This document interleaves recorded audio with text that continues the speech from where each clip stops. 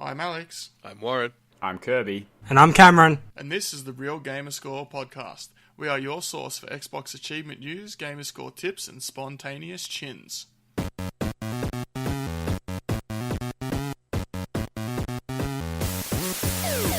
This week we talk about horses, stream snipes, and Hey Siri. But first, here's the song of the week. An unobtainable forum casting blame. I can't believe they didn't even play their game. How come they didn't try to fix this on day one? Not gonna touch this till everything can be won. It's simply inconceivable, but happens all the time. I hope you like beta testing games. That's really nice. That's good, isn't it? What is that, Green Day? Uh-huh. Good riddance, time of your life, I think it's called. Nice. Yeah. Good job, Yeah. man. Yeah. That's... The- well, that was he's- swell. By the way, Planting, I think we need to give credit to Planting for coming up with the words, and also... Absolutely. Your singing voice. Nice. Thank you.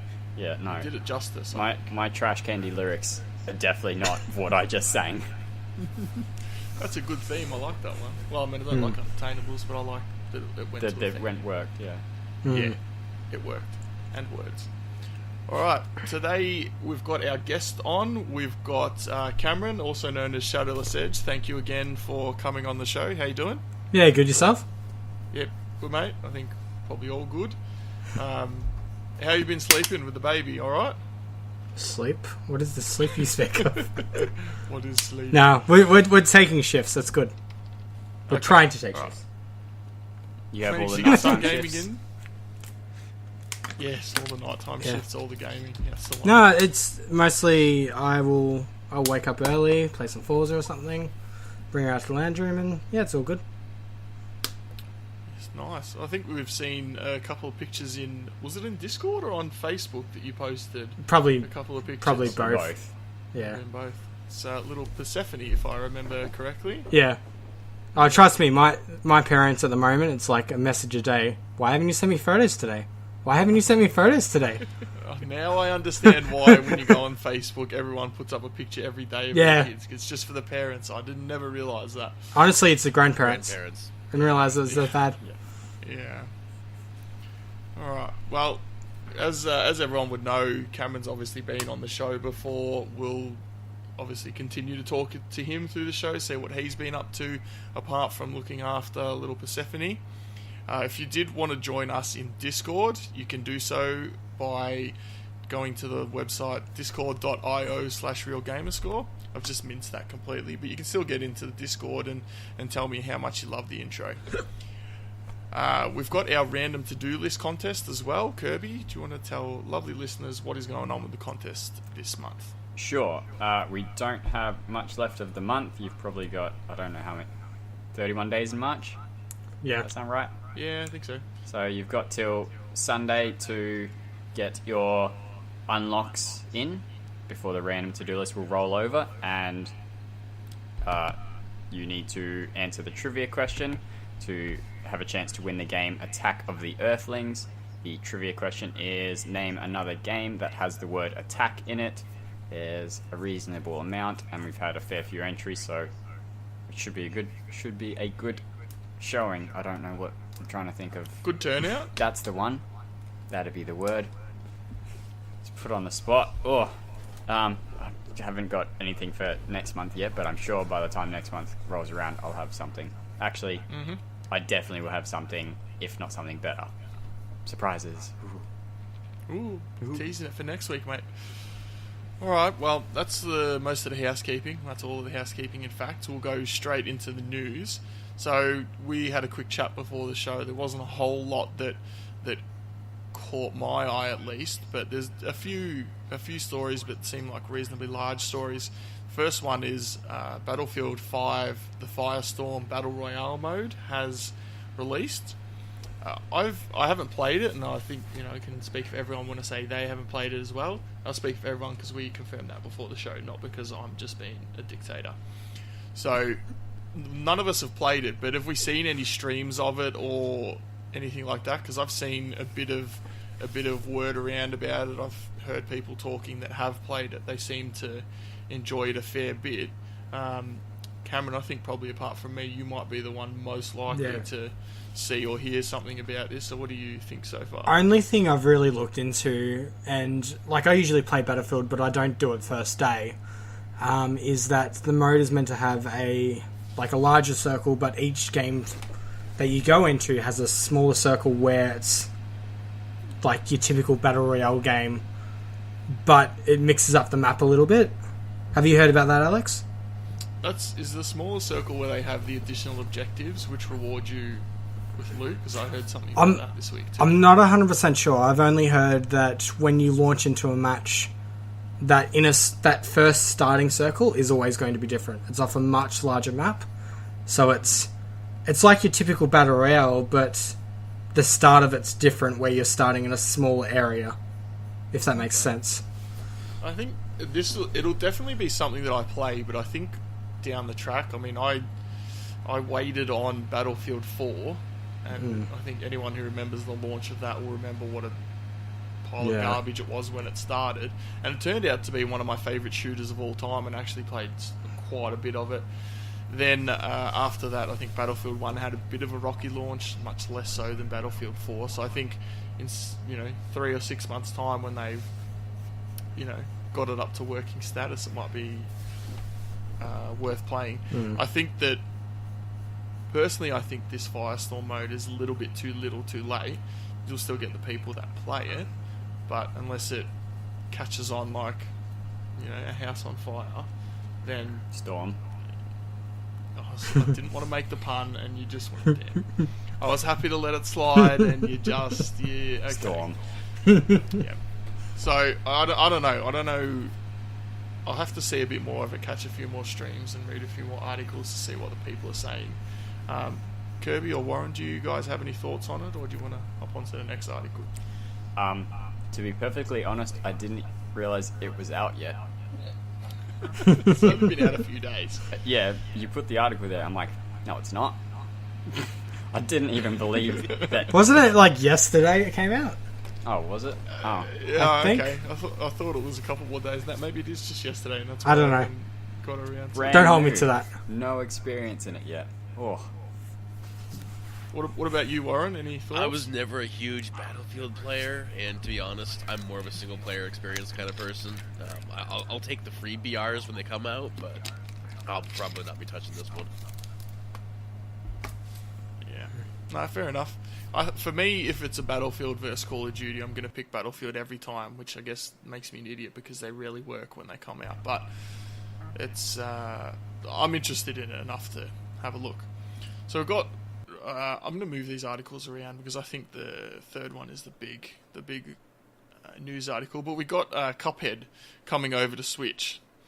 So through the week, we got the announcements coming over to Switch. I actually saw an article that someone from Xbox asked MDHR Studio to port Cuphead over to the Nintendo Switch, which I think I've got a lot of thoughts on it, but maybe I'll let someone else talk first. So Warren, what do you think? Cuphead coming to Switch. What's good, bad, otherwise? What do you reckon?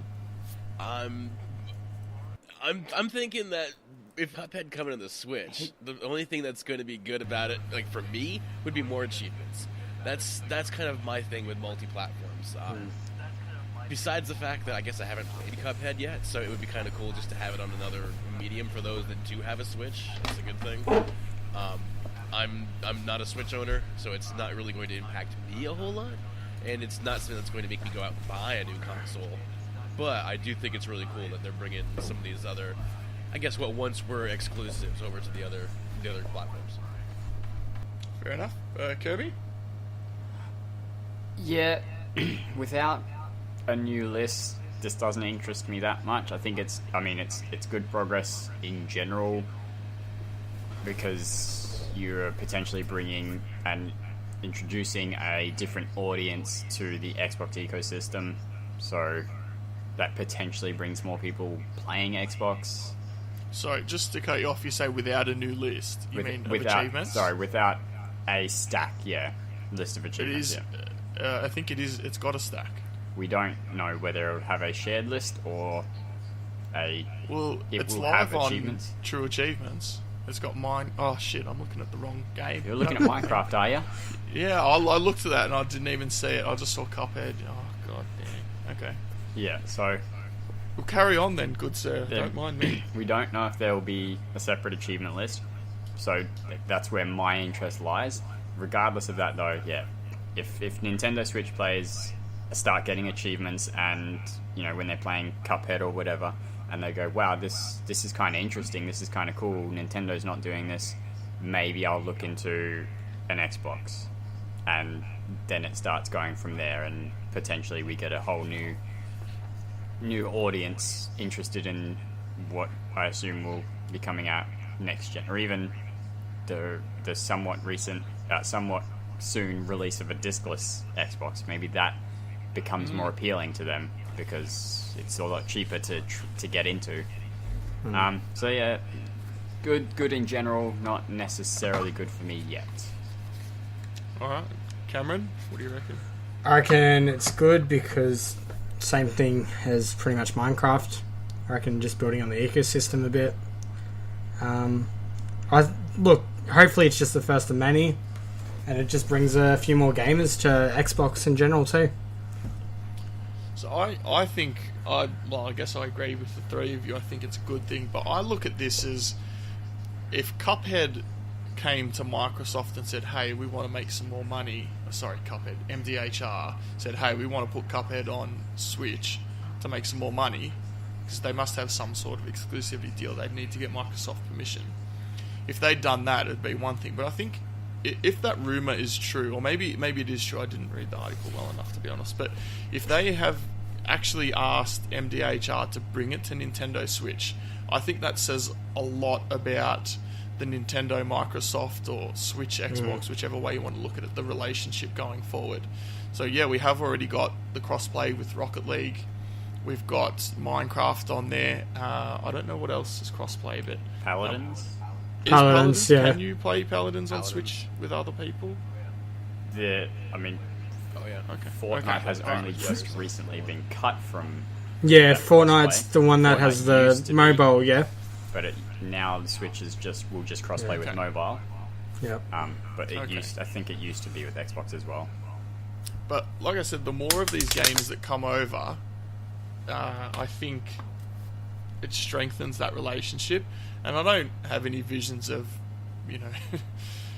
Switch and Xbox teaming up to take over the world or anything. But I think that how different the media is between them, there is admittedly, a fair bit of crossover. But in terms of the audience for Xbox and the audience for Cuphead, they're quite different.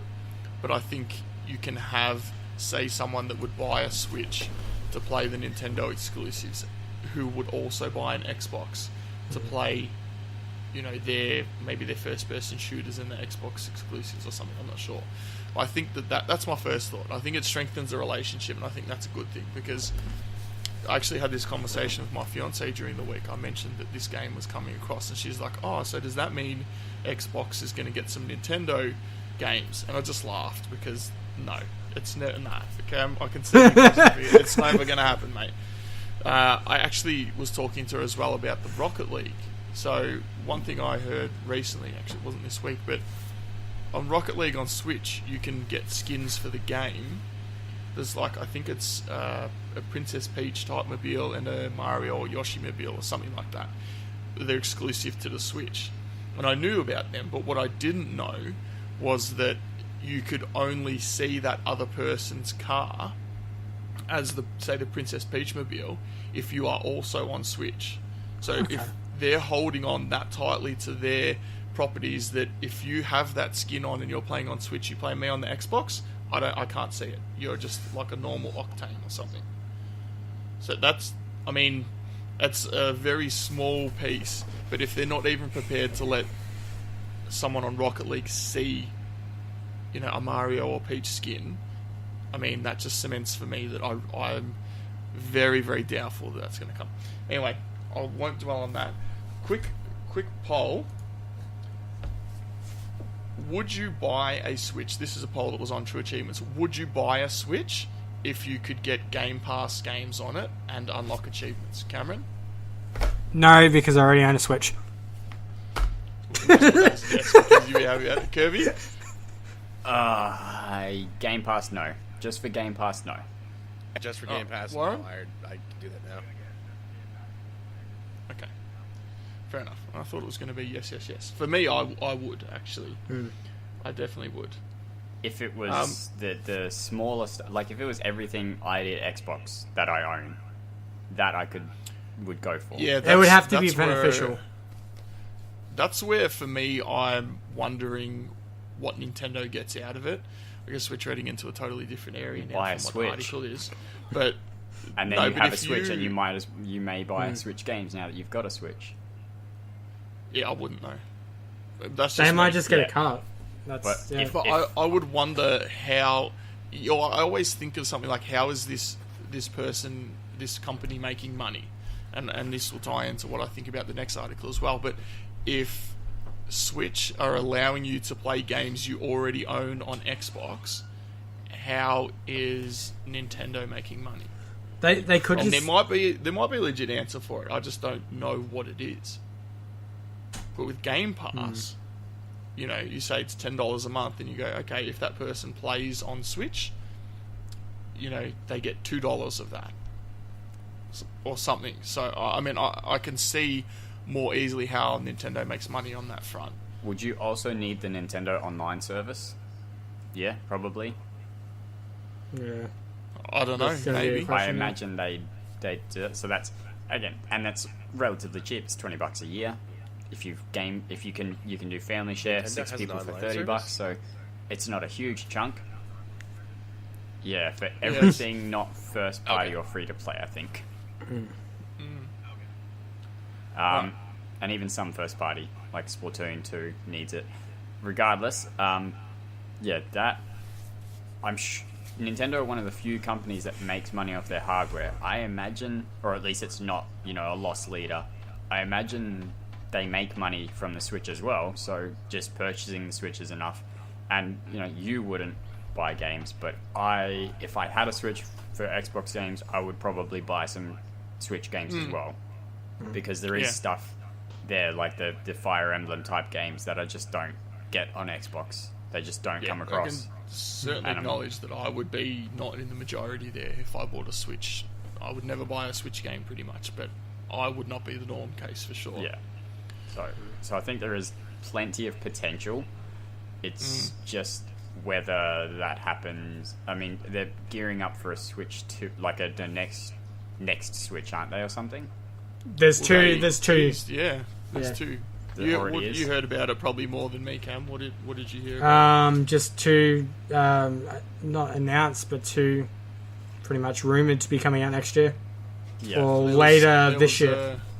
A higher powered Switch and A Switch X, I if you believe. will. Well, yeah, like a Switch X, and a lesser powered one, which is supposed to be like the next 3DS. Yeah. Okay. Yeah. So I could see it more being progress with our next gen. So next year's Switch and the year after's Xbox.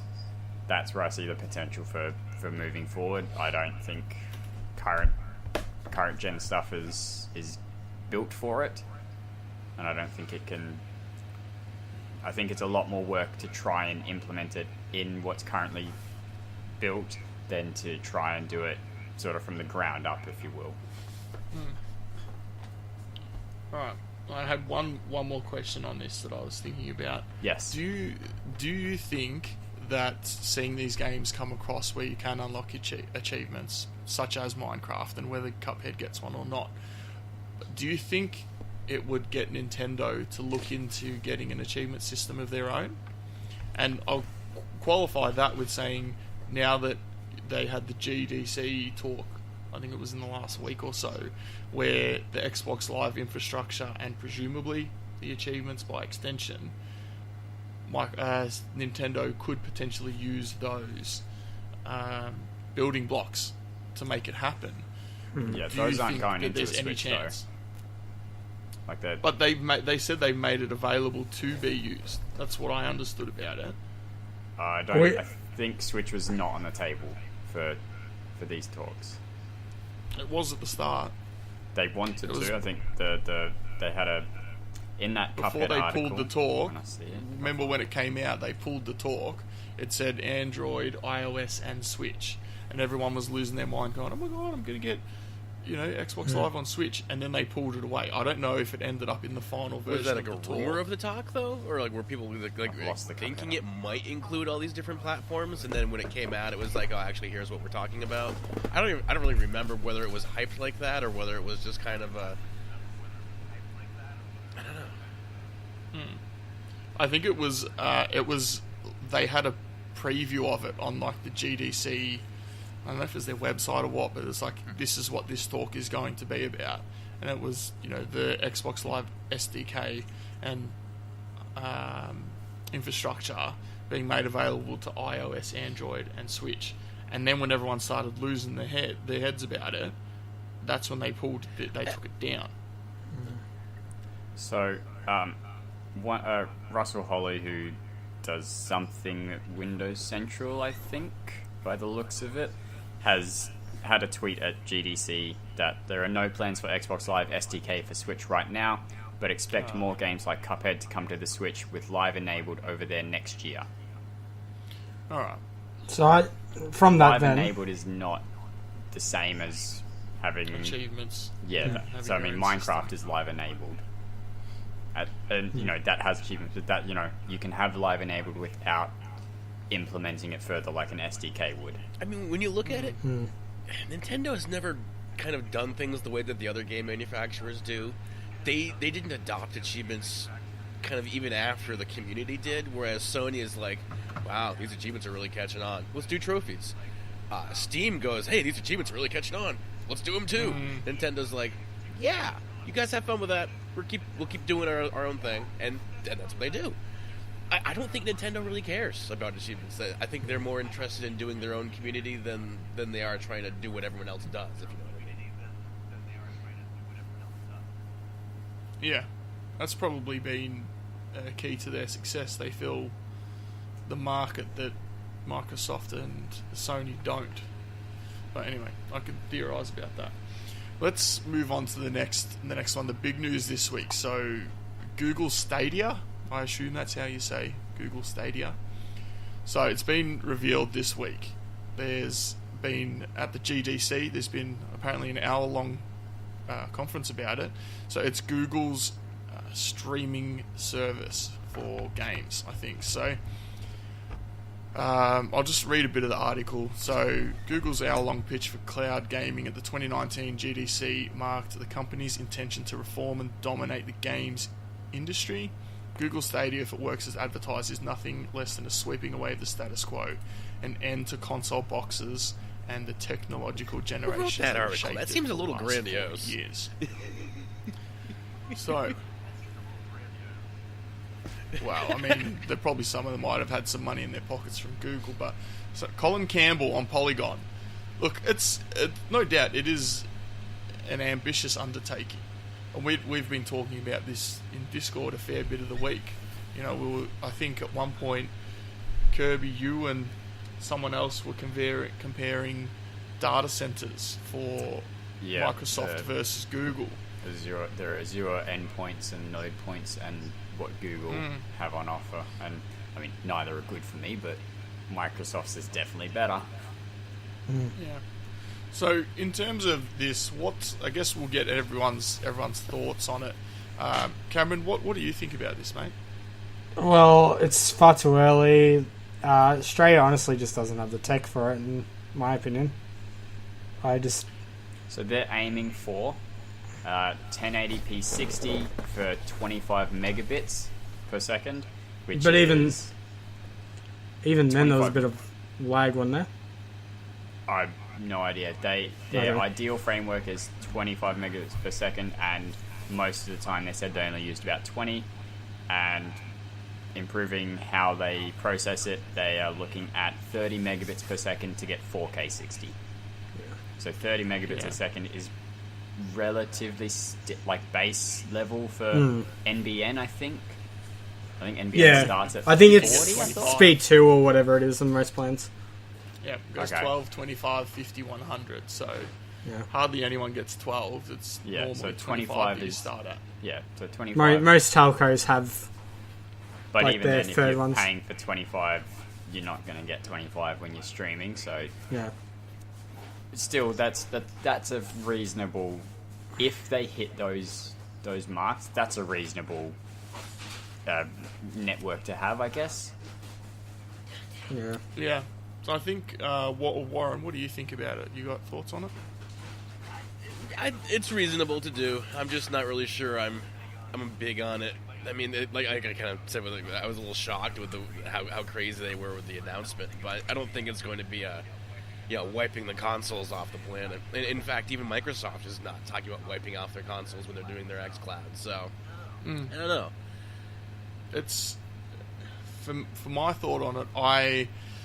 Being in Australia I'm on the 50 plan. I'm kind of looking for that reason to spend an extra $20 or $30 a month to get the 100 megabits download, which I think I would probably have to get before I took on something like this, even if they're saying, oh, you need 25 to 30. I'd probably want to be on 100 before I could be convinced that the download speed would be fast enough. But regardless of how the download of the video looks, my concern for this service and for all of the services is always going to be the latency, the lag that you are in. I think for something playing single-player games and not overly taxing single-player Twitch games like your Cupheads, I think it could work quite well. You know, if you're playing Assassin's Creed, I think was one of the games that they tested with this, Assassin's Creed Odyssey or Origins. Odyssey. Yeah, so they tested that and I go, for something like that, yeah, sure. You could probably deal with a 100, 200 millisecond lag. It would probably be fine. But when you're playing a game like your Fortnites or your Apexes or Call of Duty, those kind of games, I don't know. I need to be convinced. I'm skeptical on that particular aspect. I actually was reading about this on my lunch today. Sorry, Chin, to interrupt you. I was reading about this on my lunch today, and there was a guy who was talking about how he played Doom at the GDC on Google Stadia, and the two things that popped up out of that article that I agreed with the writer of. He said that he was playing the first level of Doom. And this is Doom 2016, not Doom Eternal that's coming out. He played it and he really struggled to work with the input lag. So he'd, strafe to the right and then have the demon in his sights, press shoot, and it would walk just past it and shoot. And he said he really struggled with that particular aspect. And he also said the other thing was it wasn't obviously not running live. They were running it with a simulated latency, which I think they said was 80 milliseconds latency. Okay. And Wow. I mean, at least in Australia, I find that extraordinarily hard to believe that you could have an 80 millisecond input lag or latency or whatever it's called. But yeah, I don't think. Like I said, I need convincing on this. Why, when you're showing off your product, would you deliberately detract from it? Maybe they're trying to. I kind of guess get the to try and make it alternative- real, but Reasonable expectations, I guess. you're announcing a product. You want it to look as good as possible. Why would you deliberately hamstring yourself? No, but there's no. Did you see the Inside Xbox show when they had her demonstrating xCloud and she's crashing her Forza car? I mean, I think that was pre-recorded footage, wasn't that? Yeah, I Supposedly heard it was it's live as was well. supposedly live. I'm No, I not also think thinking it it was was. not live. But that I mean, lag that they're simulating is meant. The lag that they added in to show off Google Stadia was meant to be roughly what you would get live on Roughly Stadia. what I'd be getting playing Rocket League. Yeah, well, you get about 80 ping when we're playing. So, you know, if you add that up, that's That's 160. nothing. Oh, what, there and That's- back? Yeah, I guess that's how it works. That's the thing. Like I said, I don't pretend to know enough about this, but Yeah, I'd have to the see little that I article do myself, understand, so- I need convincing. The other thing that makes me think about this, like I said with the last article, and they haven't revealed these details, how does Google get paid for this? Because you know they ain't doing it for free. Yeah. Whether it's a subscription service and you pay for the games maybe at a discount, maybe, you know, a Assassin's Creed Next to See comes out and you have to pay $50 instead of a 60 standard plus the subscription. Yeah, it's a ways out, we'll say that for now. Actually it's not, they're looking at this year having it released, aren't they? Yeah, this year, which could be in 9 months' time in December, but they are looking 2019. I mean, it's very ambitious what they're doing. Have you seen any of the stuff to do with the YouTube and streaming? No, I don't think so. So Well, is it gaming? essentially, for example, multiplayer games, you can, if someone is streaming it through YouTube, through their Stadia, whatever, you on your Stadia can click, I'm going to join this game, and you will join a queue to join that streamer's game, Okay. which then you're just going to get stream sniped. So, like, that's a Yeah, idea. on certain games, but The other thing is with like single player games, and I don't know exactly the details, but essentially, if you are like watching a let's play video of a game, you can then go, "Oh, this looks good. I want to start playing from here." You click somewhere on the video, and you basically jump into the game at that point, at exactly where the video is, and you can just start playing from there. I read some of the articles today that said their idea is that you can start getting into a game within about 5 seconds. I didn't realise it was right at the point of the video. Yeah, it's if you're paying for it, it's wherever you jump in. That's pretty impressive. It also means if they add achievements, boy, how are you going to police that? Watch a video where someone's about to do it, get in 90% of the way. Yeah. Oh, I finished the level, now I got my achievement, yeah. Yeah, that's sorry, Warren, go for it. I was gonna. The one big thing that I think that's gonna be the make or break is that latency. Whereas Microsoft is kind of working with the mixer abilities. They've got it so that they've got that latency down. They've got that faster than light, they call it. And you can already take people's controllers and use it in FTL to real time impact their game. And it's nowhere.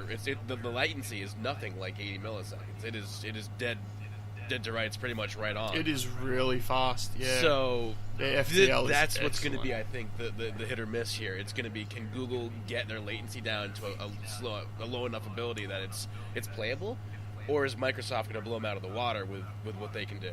And we'll have to see, I guess.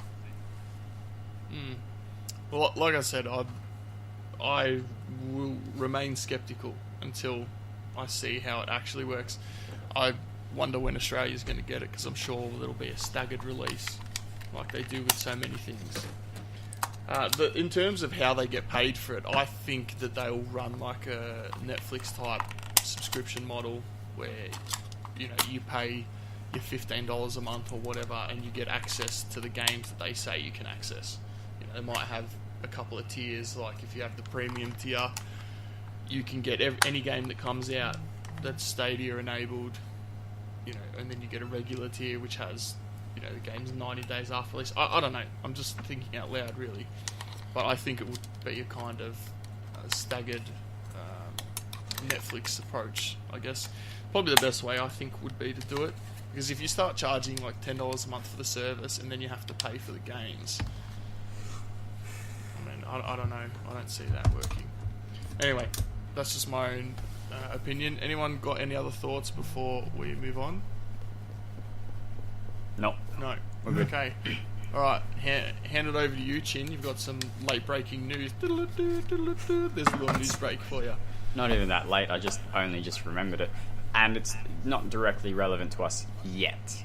But starting April 1st, Sony sent GameStop a memo and have made they made a comment later, but they sent them a memo saying Sony will no longer provide full game digital download codes to retailers.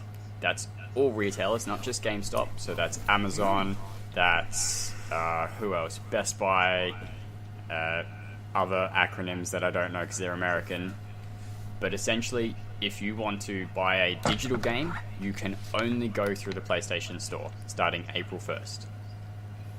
Any pre-orders and stuff currently being handled by the retailers will still be redeemed, approved, whatever, kept.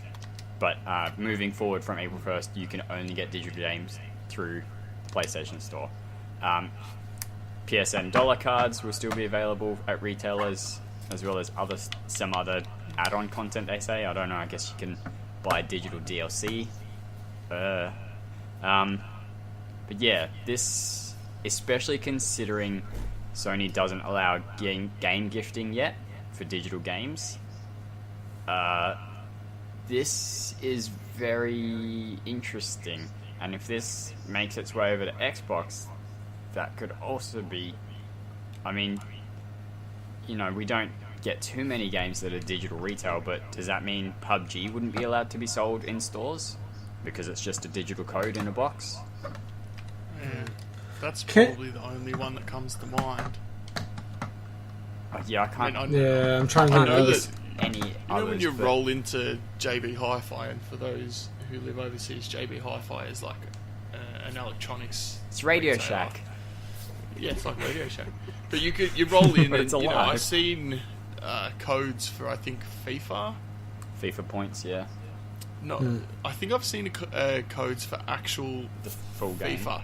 Look, maybe it is FIFA points, but I don't actually know where I would go to buy a digital copy of a retail game. Apart from PUBG, like the example you used. Yeah. I actually don't know where I'd go to buy one other than the Xbox store. So I'm actually thinking, I mean, maybe Warren, you can offer an overseas approach, but I'm thinking it's kind of a non-story a little bit. I've bought a ton of digital codes off Amazon, to tell you the truth. Oh, okay, alright. Alright. There Yeah. you go. I don't think they're going to actually Amazon. do that for Xbox. At least they're not going to approach it the same way, I don't think, because especially because of the whole game gifting and the way that it seems it's a little more open. It almost feels like Sony's trying to clam up on their environment a little bit and take like more total control, because that's kind of what they do. Can I interject here? I was going to say there. Sorry. There are a few instances I've seen lately, just in forum posts, of digital currency for Xbox just not showing up in stores anymore. Just show stores that originally had, you know, your 10, your 20, your 50, your $100 ones, and then your free and your 12 months live. They only have those live services now. Like, some stores have had it pulled out. I can't think of any of the top of my head. I just need to do more research, but I've heard a few of them going about lately, so I mean, it could be something that could happen. Well, let's just take it all the way then. Let's say Sony and Xbox go, no, the only way you can get Xbox Live credit and games is from us. How would we feel about that? The thing then becomes that they can control the price more than they already do. I think that's the issue with PlayStation, is at least, although again I don't know how PlayStation digital pricing worked from a retailer, whether it was just full retail price or whether they could offer sales and discounts and whatever else, but this allows Sony to control the price of their games, and I mean, if Xbox fell the same way, it would allow Xbox to control the price of their games more than they already do for digital only. Obviously, physical, you can buy a disc, people will discount that all the time, but that's the big impact from this, from what I see. What do you think? I was going to say, well, the only time we actually have discounts on those kind of things is like Woolworths here, so supermarket will have like a 10% off sale on $100 gift cards. But saying that, by that stage, I'd just rather, spend the extra $10, stay indoors. Oh, Sorry. Okay. So there is some instances like that where you'll get like a minor discount, but I wouldn't think anything substantial. But saying that, Warren has a good point with Amazon. I imagine a few codes there for digital stuff would be a lot cheaper than other retailers. If nothing else, Live is typically on sale. I mean, like, I don't think I've spent full price for Live membership in a long time.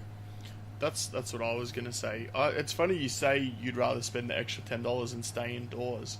I'd rather spend the extra $10 and go to the store and get it. And, you know, this might be me being paranoid. I'll put my tinfoil hat on, but I don't want to put my credit card details into Xbox Live. I would rather go to the supermarket, buy it, and put the code in and be done with it. You know, you bring up a valid point. But... Oh, sorry. But... No, that's fine. But if that option was taken away from me, I would, instead of going to Woolworths, like you said, Cam, and getting a $100 gift card, I go to the post office and get a $100 prepaid card And do it that way, and put that on my account. So I guess it's a little bit of a bait and switch.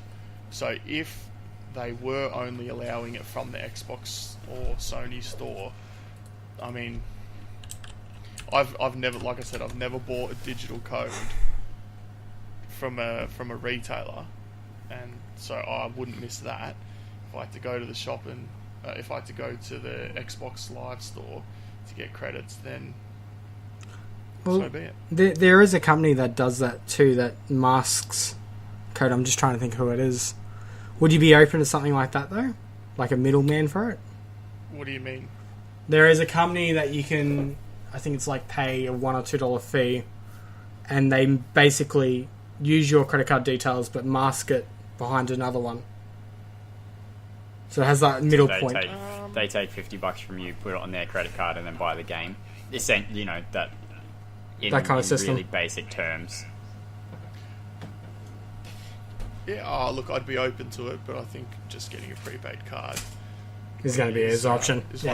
I think the reality is, like, if another Lizard Squad happened and it was Xbox this time, if my credit card got hacked, the reality of it would be that I'd call the bank, I'd say, hey, my credit card got hacked, money would be given back to me, and I'd get a new credit card, and that, you know, that's pretty much how it is. Take a week or two, but it's just, you know, for me right now, there's a legitimate way for me to avoid ever having to put my credit card details in Xbox Live, and as long as that exists, I'm going to use it. If it goes away, then I will find another way around it. And that was the... Sorry. No, I was going to say, the thing that I kind of thought of was parents. When you're trying to think of things for your kids like, oh, get me this, or oh, get me that. And quite commonly, parents are grabbing those codes, those download codes, or they're you know, well, I'll get you a month of Live, kid. Yeah, you were good this week. Yeah, you got an A on your English test. Here, have a month of Live. Whatever. That kind of thing I can see as being a little easier when it's just, oh yeah, I'm in the store, I'm in the checkout. Yeah, here, I'll throw this card in. You know, here, I'll throw you $20 for Live. You know, at the checkout. That's I think a little easier to do than kind of pushing it all just through one marketplace, because a lot of parents just don't understand that kind of stuff still. Wait, I gotta turn on the box, I gotta put in no, I'm not doing that for Johnny. No, here, just give him this card. Yeah, and it's I think a lot of kids now, when they have their birthday, they'll be asking for Xbox Live or Sony money. And, you know, at the moment, that parent can go to the supermarket or JB Hi-Fi or whatever and get it. If they take that away, I mean, I don't know how much money that represents to Microsoft or Sony, but it's probably money that they are not likely to get somewhere else, because I don't think they're going to go to an Xbox Live store online, put in their credit card details, get the code, and then write the code. What, they're going to write the code into the card or something? Like, what are they going to do? Forward the email to the kid? Because it's not like you're going to want to put your card details on your kid's account and they're going to be just buying stuff willy-nilly, you know? Oh, yeah. No one's going to want to do that. Not without a passcode or no way. Yeah. Anyway, we started talking about Google Stadia, and then we came on to this rando chin news. So I think we probably should move on there. We've got this week's review. Oh, I see the card for the review has been taken away. That's very clever. No, you put it in the what we've been up to section. What are you talking There it about? is. I moved it for you. Anyway, and after that riveting 5 seconds of podcast, Prue and Mighty Mango are going to take over and review a game called Battle Princess Madeline. Hello, everyone, and welcome to this week's review. I am one of your hosts, Prue, and joining me as always, Mr. Mango. How are you doing this week? I'm doing fantastic. Spring is here. It doesn't feel cold anymore. So, what better way to celebrate spring than staying inside and playing video games? There you go. Is all the snow melted over there? There's still a lot of drifts that are melting because they're huge, but we got a lot of flooding going on because it got to like 50 degrees, so the snow started melting, and then it rained 2 inches. Oh, no, yeah. Mm-hmm. So, yeah, 30 plus inches of snow on the ground plus 2 inches of rain. Not good. Yeah. So, But at least you can go outside now and not die. yes, and my internet's working now, too. I didn't have internet for, 5-6 days because the hub for my internet was underwater. Oh, jeez. Wow. You always have something crazy going on over there. Yeah, I cannot live a normal life. But you did get to play some of this game this week. So I did play tell this us game. what it is. All right, so I make sure I pronounce it right. We played Battle Princess Madeline. I keep on thinking it's Battle Princess Matilda, but it's Battle Princess Madeline. Right. It was developed by Hound Pick Games and published by Casual Bit Games. It was released December 6, 2018 for $19.95. So after I played the game for a while, I did a little bit of research on the game. I went in blind, but I did a little research after. It was a Kickstarter. And Okay, I did not know that. yeah, and the guy, the main character, Madeline, is actually based on his daughter. And the ghost dog was a real dog that they had. Oh, okay, that's actually kind of touching then that they put the dog in the game. Yeah, it was. I was real sweet to hear about it, and but yeah, so this is a 2D game. Basically, it's a spiritual successor, I guess you'd call it, an homage to Super Ghouls and Ghosts from the Yeah, Super because it Nintendo. looks more like Ghouls and Ghosts, but I mean, it plays. Most people remember Ghost and Goblins. Right. Same thing. Yeah, so it's, if you know, I mean, like, down to the animation, down to the enemies, the attack, throwing those spears and stuff, it's the same exact sort of game, just, released in 2018. So how did you like it? The game's kind of interesting because the game actually has 2 modes in it. There's a story mode, which is actually almost Metrovania-ish. Or Metroidvania-ish. Metroidvania-ish. Where you can choose levels and you can actually go left or right on the screen. Where the arcade mode is 100%. It's like Ghouls and Ghosts and Goblins. It's very difficult, very fast. You get hit and your clothes come flying off. Relax, guys. She only wears like a solid white jumper. Nightgown? So Yeah, I know. nothing crazy. I like it. I think the music is good. I think the gameplay is tight. I think the graphics look fantastic. I mean, it's 16-bit styled. So if you're into Super Nintendo Genesis style graphics, I think it actually plays out very well. And the arcade mode, you can actually get hit more than twice too. You can get hit like 4 times if you get all the armor upgrades, I think, before you die. Yeah, I wanted to touch on the graphics a little bit, only because it's definitely, like you said, 16-bit styled, but it's not like a hardcore sort of. It does a lot of things with 3D backgrounds and movements and stuff like that you wouldn't get in that sort of game, but it still has that pixelated look. I think it toes the line very well between sort of the classic sort of look and then still having some nice bells and whistles to look at while you're playing the game. It's very pretty. Doesn't make you wonder, like, why did I have this $400 video game system to play a game that I could play on a Super Nintendo? Yeah. See, now I had kind of the opposite experience that you did. And when I first booted into the game, you're presented with arcade or story mode. I picked story mode because in 99% of video games I've ever played in the history of the planet, arcade mode is usually like the score attack mode or like kind of an extra mode that you can do once you do the the main campaign or whatever. Yep. That's not the case here, and I got to be honest, story mode is not great. The actual So what I've learned is that story mode has all these. So like you were talking about, arcade mode is basically just level based. So you play a level, you beat the boss, and you go to the next level. Correct. Well, story mode tries to pad that out by putting big sections of like fetch quests and exploration, and it's never clear where you're supposed to go or what you're supposed to be getting. Sometimes you stumble upon a level, sometimes you walk around for 15 minutes because it's really not clear where you're supposed to go. I'll agree with that. I did like it in a way, though, because it added more to the game. If it would have just been arcade mode, I think the game would have been a little bit more shallow. Sure. Just my opinion. Sure. And I can actually see the appeal to story mode. I would just argue play arcade mode first. So you get the idea of the controls, of the levels, and then you can kind of pad that out with story mode later on. Going into story mode, having no idea what was going on, was not a great time, honestly.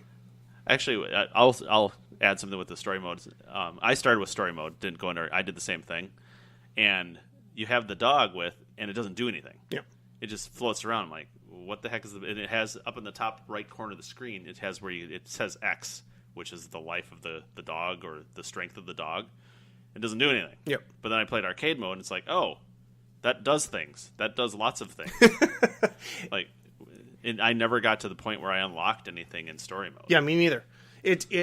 I unlocked certain abilities, but not with the dog. And it's Not with the dog. Early on in story mode, there's like little tutorial posts and stuff, and they'll tell you hold the attack button to attack with the dog. I played probably 4 hours of story mode and never got to do anything with the dog at all. Me either. Never got to do a single thing with the dog. It just floated around. Yeah. So if you do play this game, I would definitely recommend starting with arcade mode. You'll definitely probably, if you're into this sort of thing, you'll get punished just because of how difficult it is. But some people, it's extremely difficult. Right. And the story mode kind of removes a lot of that because you just kind of like once you lose all your armor and die, you just spawn a little ways back, so it's not so bad. But arcade mode is definitely. Yeah, you start way back in arcade mode. Basically, start at the beginning, don't you? Yeah, the level, right? Yeah. Yeah, of the level. I couldn't get past the first level in arcade mode.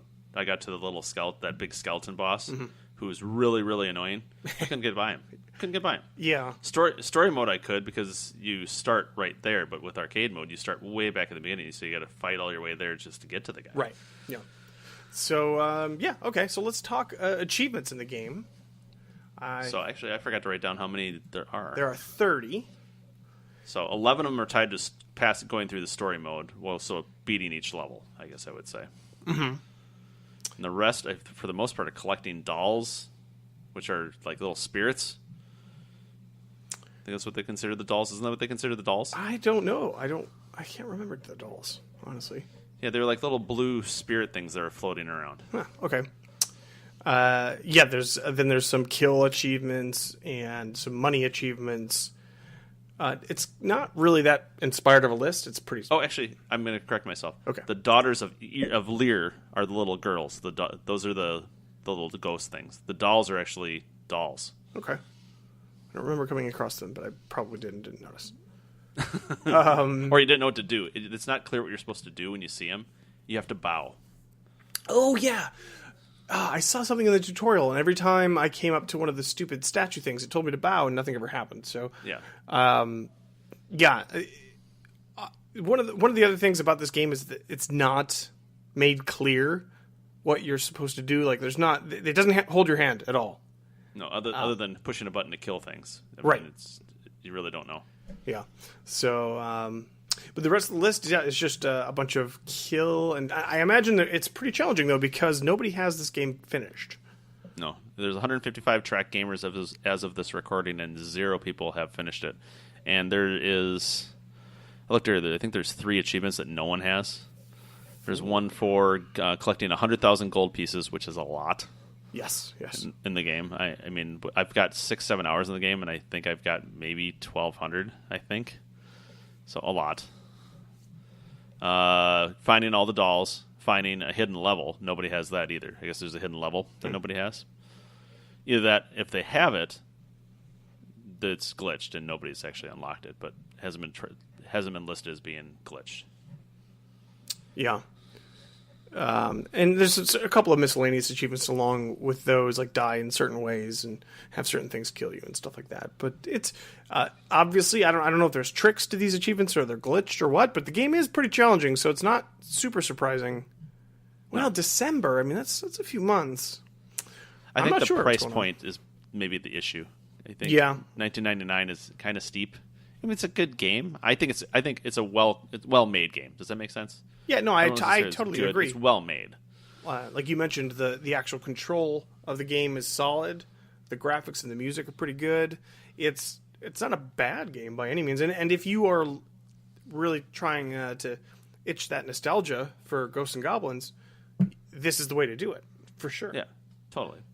So $20 may be worth it for you, but to me, after an hour or two and just dying and not being able to figure out where to go, I was done with it. But there's really, I mean, other than that sort of story mode issue that I had, and the challenge, which is rough. Yeah, it's rough. It's still a good little game, I'd say. Yeah, totally. But maybe that's why there hasn't been any people to complete it. It's just difficulty and price point. Not a lot of people that want to blast through a game quickly of this type have picked it up just because it's a little bit more. Maybe when it goes on sale, we'll see a little bit more feedback and people actually getting through the game because it is rough. It is not an easy game. Yeah, if you grew up with the Super Nintendo and you really really miss those games, I'd say go for it, especially on a sale for sure. Yeah, totally. If it was $12.99, pick it up. It's not bad. Yeah. All right, and that was Battle Princess Madeline. And with that, we'll throw it back to you guys. All right. Well, Battle Princess Madeline sounds like a pretty tough game. So, thanks again, Prue and Mango, for that review. We're going to go straight into what we've been playing this week. We're going to let our guest go first. So, Cameron, what have you been playing this week? I've been playing too many Battle Royale games, and it's too tiring. You love the Battle Royale games, though, mate. I have Apex done! Yes! Yeah, Finally. I saw that this week. So Apex is done. In all honesty, the last 5 or 6 levels... Oh, well, I got majority achievements except for the level 51 at level 39. And the best XP boost is just surviving, so if you want a bit of advice, go to market, hide in a corner, wait out the match, and get your easy XP. And just repeat that for like 15 more hours. Oh, jeez. Okay. Selling me Apex right now, man. I'm going to go buy it. No, it's a good game. It's made me go back to Titanfall and 360, as that's the only game I haven't completed of the Titanfall series, other than 0G achievements, which are non-relevant. Wait, so what kind of completionist are you? You got all the game score. We asked him this last time, and he said, no, as long as you get all the gamer score, it's done. And we're like, I actually have both of those. So you have become the master then? I was going to say, I've got the Gauntlet one, if that's what you're saying. Yeah, becomes the master in Titanfall 2. Yeah. Do it under 33 seconds or whatever it is. Took me 40 minutes.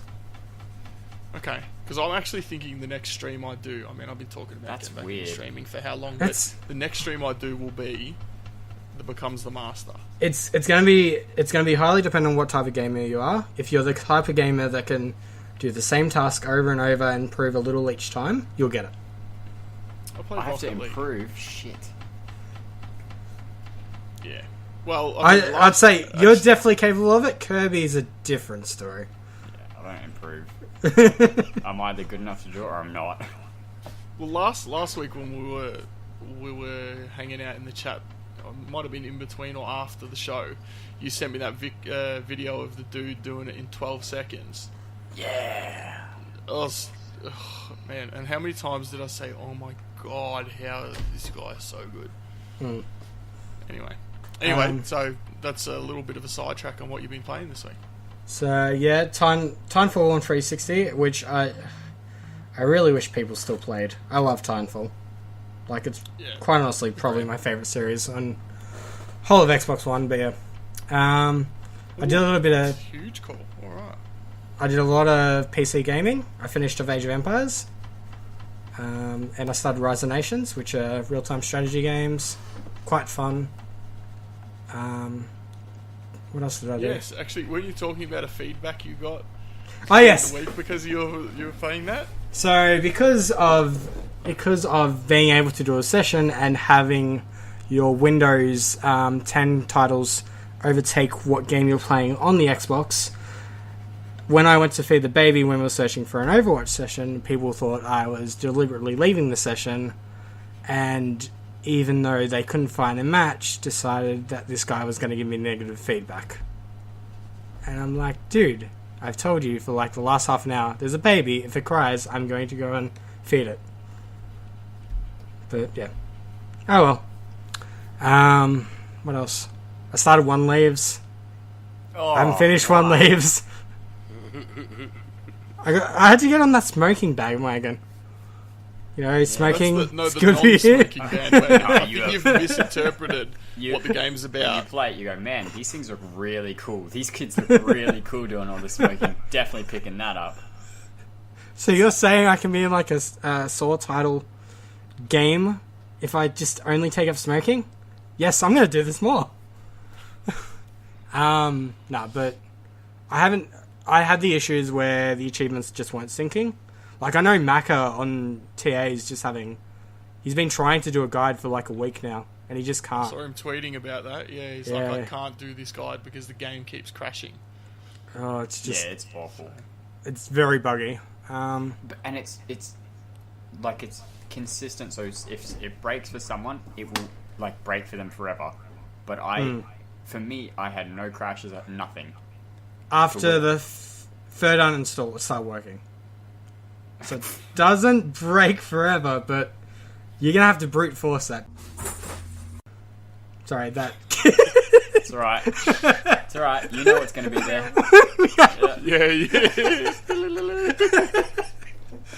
Yeah. So yeah, other than that, just pretty much doing the culling, try and get that done before the server closure in May. Finish off the new episode for Grand Tour, and I think maybe the episode before that, because I may have been still in hospital at that point, I think. You were in hospital? What for? But kid With was the in baby. I mean, hospital. you weren't in hospital. You were just No, there. I slept in a hospital. That's what happened. And Overwatch, where surprisingly, I don't have their full game tags, but Yebro and Reborn, I want to give a shout out to them, because within 5 minutes we had a session going in a game that lasted, I think, 2.5 hours, and we got a lot done. Like, usually in these sessions I get through probably 1 or 2 rotations. I think we got through like 5. So there's quite a few achievements. You know what you're going to enjoy? What? They have 6 more heroes planned, at least. That's fine. There's 6 heroes being developed currently. That's fine. I'm just going to wait for a few heroes to come out and then just do another session. And the last thing is been doing a little bit of catch up on Forza Motorsport 5 and doing a lot of catch up with the new stuff on Forza Horizon 4. How are you liking Forza Horizon 4? Yeah, like, I didn't really care for the Fortune Island update that much, but the newest update, I don't mind. I think most of it's, though, seeing Planting play it and being like, yeah, I need to get back into that. At least half the time Planting's playing it, he's watching the XP Mixer stream, isn't he? No, that's different. You don't. That's on the PC. That's not on the Xbox. My bad. Alright, so was that everything you've been playing this week?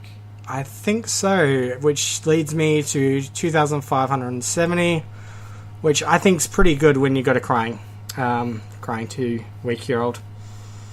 2-week-year-old. 2-week. 2-week-old? 2-week-old, yeah. That's... You haven't slept much, have you? Sleep. It's an amazing thing that people need to get more of. That's 2,570 is good. I would think, though, anything not at least 240 points more than that would be a good gamer score. Just throwing that out there. All right. Well, speaking of getting lots of gamer score, planting. What have you been doing this week? Well, I was not getting lots of gamer score, actually. I was working on Lingfrog and testing that, so most of my stuff is just like the randomness of what caught my interest while I was doing Lingfrog. I'm not going to list out all those games, because I've only got 14 links, but still, I've been pretty much kind of averaging one per game, so... I did get into Don't Knock twice for one of my links, however, I decided to finish the game, because it's... Oh boy. Oh wait, don't know. Yeah. It's not an amazing game. It was okay. The one extra playthrough for one achievement was just a little agonizing. Skylander Swap Force, went through that to get a couple more achievements because I've got this army that sits in front of my TVs. So it's... Yeah, I gotta use these toys. I've spent all the money on these things, you know? You can't just spend the money for nothing. Ugh. Outbreak Nightmare Chronicles. Not an amazing game. It's a horror game, although it's not really scary at all. And you can beat it by playing the same bits over and over and over, which makes it even less entertaining than it possibly would be if you tried playing it like you're supposed to. So, yeah, that's done. I really didn't do much in Toro outside of the Lingfrog, but I just want to throw it a mention because it's a bullfighting game, and how many bullfighting games are there that are out there? There's like 3, I think. That's one of Kirby's favorite games, isn't it? Yeah, that's definitely a top 5 Xbox One game. Oh yeah, dude. Nothing like, you know, getting gored time after time because you mess up the timing. No. And there's no indication of whether you're early or late. You just didn't nothing do it at right. all. And all the different moves are supposed to be done at different parts in the rush at you. So it's like, wait, was this the... Nope, not that one. Nope. This was not the right before he gets to me. This was the 5 seconds before. Dang it. Yeah, so, I've been having fun with that, getting gored. At least there's an achievement for getting gored a certain number of times, so, I mean, I'm making progress toward an achievement. Yeah, as was kind of suggested already, I've been playing a lot of Forza Horizon 4. Actually, I'm not doing the mixer stream anymore. I was doing that to make money, specifically to get a castle for the Buy a Castle achievement. And now that I've got that all kind of taken care of, because that was 10 million I think I needed for that, I make enough from just playing the random stuff now to get the cars that I might want. So, but yes, if you're still trying to make some money in the game, all you gotta do is just leave an idle tab open on Mixer, and you can turn off the video, turn off the audio, just leave it there, and you'll get XP. It's pretty cool. But yeah, just kind of waiting now for winter to roll around to finish off the new update, and then on the main game, I'm just down to a little bit more of the online mode and some of those drift zones. I am absolutely horrible at drifting in Forza. I don't know. It never clicked with me. Started Instant War, which is a new Windows 10 game. It's free. I really wouldn't recommend it if you're looking for something quick, because it's not. And it's pretty much a complete clone of War Planet Online. So if you remember how much of a slog that was, and don't want to do it again, do not start Instant War. Other than Is that the Planet Online? Was it War Planet Online? Is that the one's got 1,048 gamer score? No. No, that's Worlds, Was it which got renamed or Worlds something. something? Yeah. Yeah. Yeah, no, have you got the leaderboard ones? No, I don't. It's right. At least they're rotating leaderboard ones, aren't they? Or they reset every... I believe they reset. And I'm in one of... Or they're for an event or something, yeah. And I'm in Strategy 1's like secondary alliance now, so chances Okay, are we're yeah. actually somewhat active enough to get some of these done, so... Ooh, that list. Yeah, it is it's grinding. brutal. The good thing is... You haven't upgraded. What is it? It's cross progression with the mobile version. Oh, okay. Interesting. So because there was someone on TA staff who had been playing this for a while just on his phone, and just sent all his progress over, and he's been sending it back and forth, but he got like half the achievements in one go or something, just because he'd done Nice. half the things already. Awesome. The thing that was difficult for him was the attack someone 5 levels higher than you, because It's so high playing level for so long already. that there's no one that's 5 levels higher, I think. Yeah, but no, awful game. Yeah. Free, but awful. Let's see. I've been playing Stranglehold, the German version, with Yoda yesterday, working on the multiplayer. Now we're down to just like another 200 kills or so, and unlocking John Woo in the single player so we can do his multiplayer kills. Nothing really amazing. It's a very old and dated game. Forza Motorsport 7, kind of working on that again, because it's the newest, well, one of the newer Forzas, and you can only play so much Horizon before you kind of need to get off the open world and onto the track again, so kind of working through that, making a little bit of progress. And then the only other two mentions would be the Neverwinter Every Day and Elite Dangerous. We did have a meet up this weekend. We are now very, very distant from the bubble, which is where you start. We're a lot closer, actually, to Beagle Point, which is a destination that used to be as far as you could reach with a ship. Now we can get a little further, but it's still kind of popular, so we're going to hit the tourist spot and play tourists. Right. I have an Elite Dangerous story, but before I get into that, how many gamer scores did you get this week? I got 2,080 gamer scores. Okay. Alright, so I was watching a video online about amazing gamer-related feats. Apparently, there is like a crew or something on Elite Dangerous that's like the RACV for Australia. Or, I think in America, that's AAA. The Fuel Rats. If you break down in the void, Yes. they will come and get you. The Fuel Rats. The something rats. What did you say it was? Yes, the Fuel Rats, that's them. Apparently, some guy got lost so far out in the void, because he wanted to go when no one had gone before, it took the Fuel Rats about 600 hours collectively to rescue that person. They will go they to did. crazy extents to rescue people. They're pretty amazing people. Yeah. And I just thought, you reminded me of it when you were talking about Elite Dangerous. So I think there's a lot of things that you can hear about gaming that are negative. So when I hear something like that, I want to talk about it on the podcast, because I think that's an example of just people being good human beings. Spending Helping other 600 people. hours to get someone out of a hole that they just had to find the hole for. Yeah. Like, that's crazy. 600 crazy. hours that you're not progressing, you're just gonna help someone. Yeah. Alright, well, speaking of helping someone, Kirby, why don't you help the listeners find out what you played this week?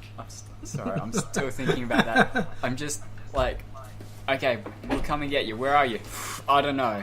I'm where no one has been before. Okay, great. That. Awesome. Thanks, mate. Where did you leave from? Somewhere. Yeah, I left from somewhere, and I just. What direction did you go? Up.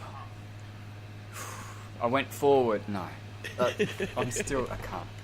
It's just so dumb that you would do that and get yourself.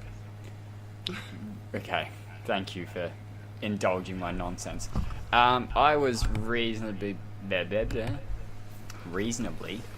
busy in terms of the variety of games I played, but I won't go through all of them because I was testing a few things and I started to do a dive and then got stuck on a game because I enjoyed it.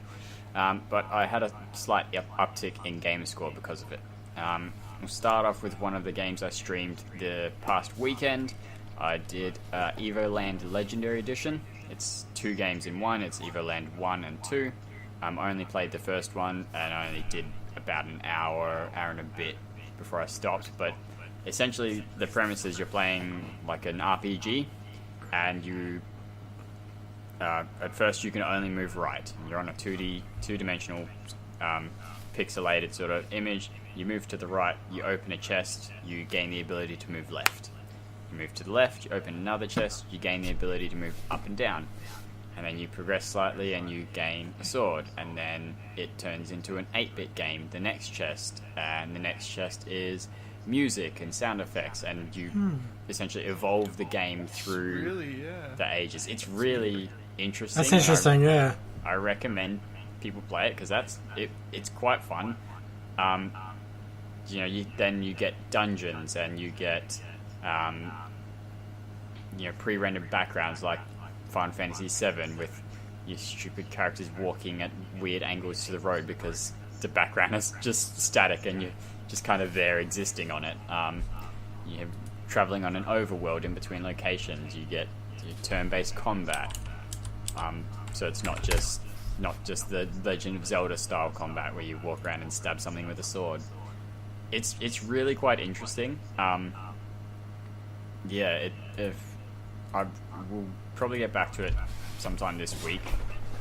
But yeah, it's so weird and wonderful that I recommend definitely playing it. Everland. It's hard to describe.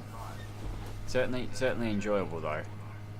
So I think you said, from what you're saying, it sounds like you evolve the game.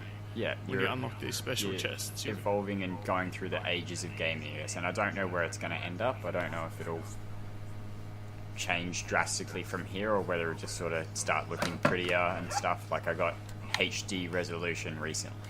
That was one of the things I got. So I imagine hopefully it'll change drastically and do something really different. But if not, the second one will probably do something, mix it up. It's got a 0G achievement as well. Does it? I haven't had a look at the list at all. I don't even know what I got in it, to be honest. I've got about 6 or 7 achievements.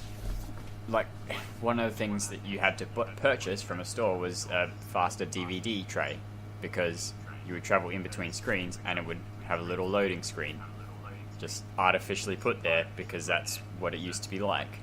And then you got a faster DVD tray or whatever, and then their loading screens were instantaneous. It's little touches like that. There's an achievement for it. You bought the DVD player in Aogai. Yes. Aogai? Aogai, yeah. That's one of the cities that you travel to. And I mean, the story is very tropey RPG. Like, your character's default name is Clink. And your default partner's name is Kaeris. Kaeris. Oh. Yep. Okay. So it's very on the nose, but it does it in a funny and interesting way. I also streamed, for the disappointment for every viewer, myself dying in Sekiro Shadows Die Twice constantly, just constantly. It's a Souls-like game. It's from the same developers of the Dark Souls series, so you go in knowing what to expect. You will die, you will learn.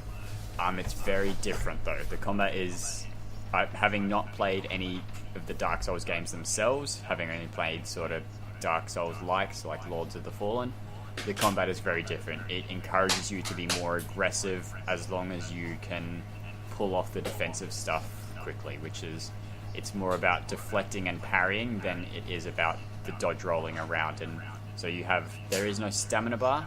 You've got an unlimited amount of stamina. You could dodge forever.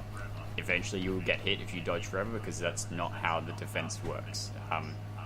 It works with a poise meter, so your balance.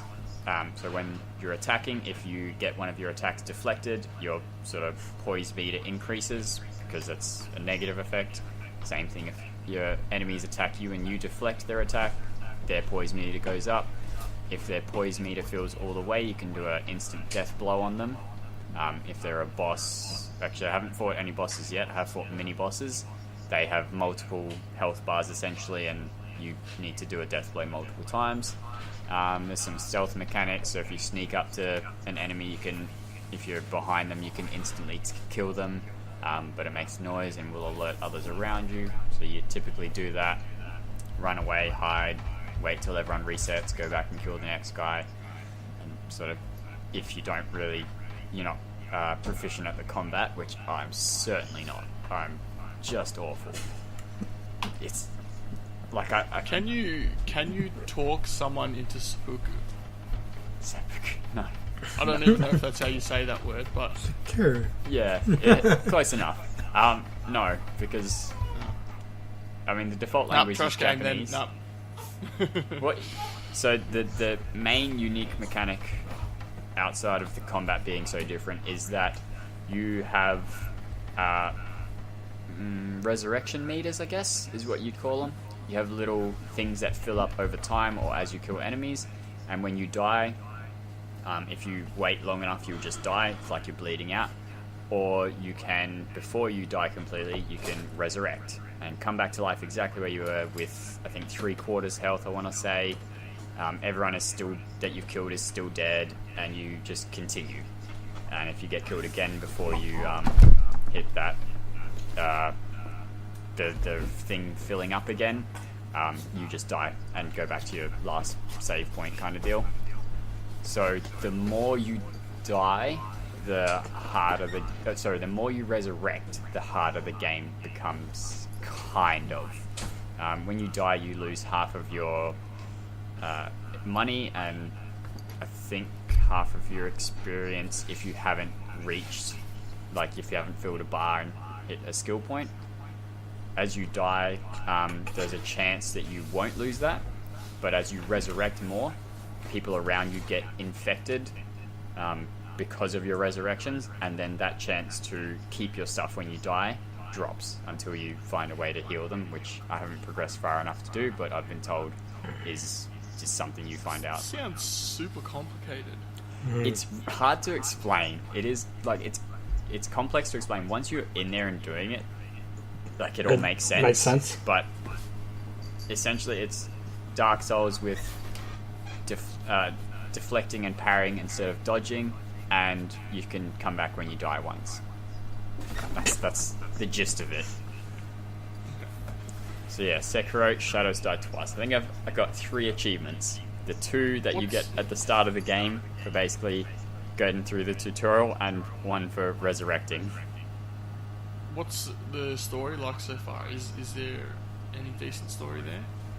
There is. I've not obviously done much with the story because it's a little bit like Dark Souls, where you sort of learn as you interact with people and stuff, and a little bit that the story's there. I won't get into the story much, but it's quite good. I do recommend playing it in Japanese with English subtitles because that's how the game was developed, and I think the cadence and the way they speak adds to that story. If you can't handle subtitles, turn it to English, not a big deal, but I think the game is much better when you're playing in that language with the subtitles, because the way they say things, you can hear how they say it, and it affects sort of your reading of the subtitles, which having not heard it in English, I don't know whether it comes off as well. Okay. Next I did, so on the recommendation of Risky the Hid, Risky the Hid? Where's he hiding, mate? Risky the Hidden? Risky the Hidden Kid. No, Risky the Kid. I purchased some software for my Mac called OneCast, and what that allows me to do is stream my Xbox to my Mac laptop. So I was downstairs on Sunday watching the football and playing on my Mac and playing Xbox, and I played some Realm Royale, and then I played some Minesweeper Genius. So I played a couple other games to test how it went. Like Realm Royale was pretty good. The area I was sitting in is a bit of an internet dead spot, so every 2 minutes or so there'd be a 3-second sort of lag spike. But I mean, I played Realm Royale and got a Crown Royale against the bots, so it works pretty good. The input lag was almost non-existent when I was in an area with good internet. So if, having played through this software, if xCloud comes close to this or surpasses it, I think it can be very successful. I felt almost one-to-one. I understand when you're doing it within a network is a bit different to getting it from somewhere else, but if they can manage to get it anywhere close to this, then I think it'll be relatively successful. But the main game I played was, aside from Lies of Astaroth, which we'll talk about later, Minesweeper Genius, because I just needed something I didn't really have to pay attention to while I was watching the football. So Minesweeper Genius is essentially a cross between Minesweeper and Picross. Picross being a game where you're given a grid and numbers on the side, so it might be a 5x5 grid, and the numbers might be 3, 2, 3, and that indicates sort of which where on the board needs to be filled in. So if you have a number 3, you know 3 of these 5 squares need to be filled in, and you basically work it out with your vertical numbers and horizontal numbers to determine where the exact spots need to be coloured in. So Minesweeper, but with that. So you're marking where you can't walk and you have to try and get to an end point. I didn't explain that well at all. My God, I'm awful at this. It sounds like doing a Sudoku. It's kind of like that. So you'll get a 3x3 grid. You see where you start and you see where you have to go, and you know there might be in the vertical line that you're in the grid, there might be a number 2 above it, which means you know the 2 squares underneath you are bad because there's only 3 squares in a line and you're in one of them. So you mark that they're bad and you don't walk there, otherwise you die. So essentially it's telling you where the bad spaces are and you can walk on the good spaces to the exit. And they throw sort of weird blocks that jump you around or spin the map and stuff. So it's a really good puzzle game. I mean, I think it sort of half paying attention. I think it was like 4 to 5 hours to get near the completion. I just have to get 300 deaths, which is ridiculous because, I mean, I wasn't perfect, but I probably got maybe 20, 30 deaths within the whole game just because it's relatively easy to go slow and not die. So that's a annoying grind, but it is what it is. Really quickly, I'll do my last 2. Final Fantasy 15, the Comrades got a new title update, which I did with my Comrades partner, Mikhail Krauser. Shout out to him because he helped me out with the new boss, which is Kenny Crow. He has some ridiculous attacks. He's got a lot of one-hit kill attacks and some attacks that normally you get all your health taken away. You can get revived, or you can basically revive yourself by consuming a food. It's essentially a resurrection. He's got attacks that just ignore all of that and knock you straight out of the fight. So after I did that, I think it was a 200 game score achievement for 3,300 TA when it launched. After doing it with him, I carried Neo Master and Shadowless Edge Cameron through it. They hid in the corner while myself and Mikhail beat down this crow suit wearing idiot. In my defense, I did not get hit. Neo, however, Neo Master did. You were hiding in the corner, and then I looked and I saw him staring at you. And I said, "Oh, you should move." And then he just charges at them. I'm like, "Oh, move now, run!" No, that wasn't Neo Master from our community. It was Neo Master 47. It's a different guy. I hear 47 Neo or Master 57 has a million game score.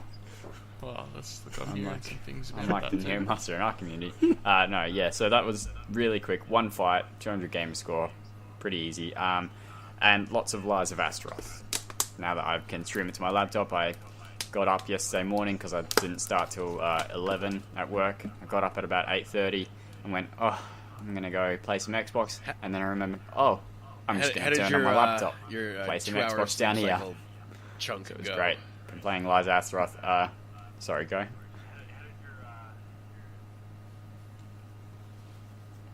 Good. I didn't. So I wanted to break top 10 to get 2 specific cards, but didn't quite manage that because I wasn't willing to spend crystals. If I'm perfectly honest, like there was no chance I was going to get to what the top 10 score was without burning some of the premium currency. So I ended up, I think, 20-something, 23rd-ish. And that meant I got one of the cards from top 10 and a different card that I don't use because it's really good trash candy. Like, it's better than anything I had before, but in my current lineup, it doesn't fit.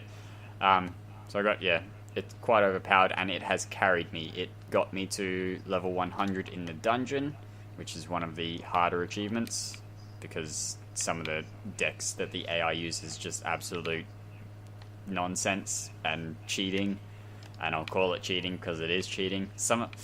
I've had some experiences doing the Torment maps, which are harder versions of the standard maps, where you go, okay, I just need everything's fine. I just need this person and this person to not have any effect on them, and they'll be able to do their thing, and I'll be fine.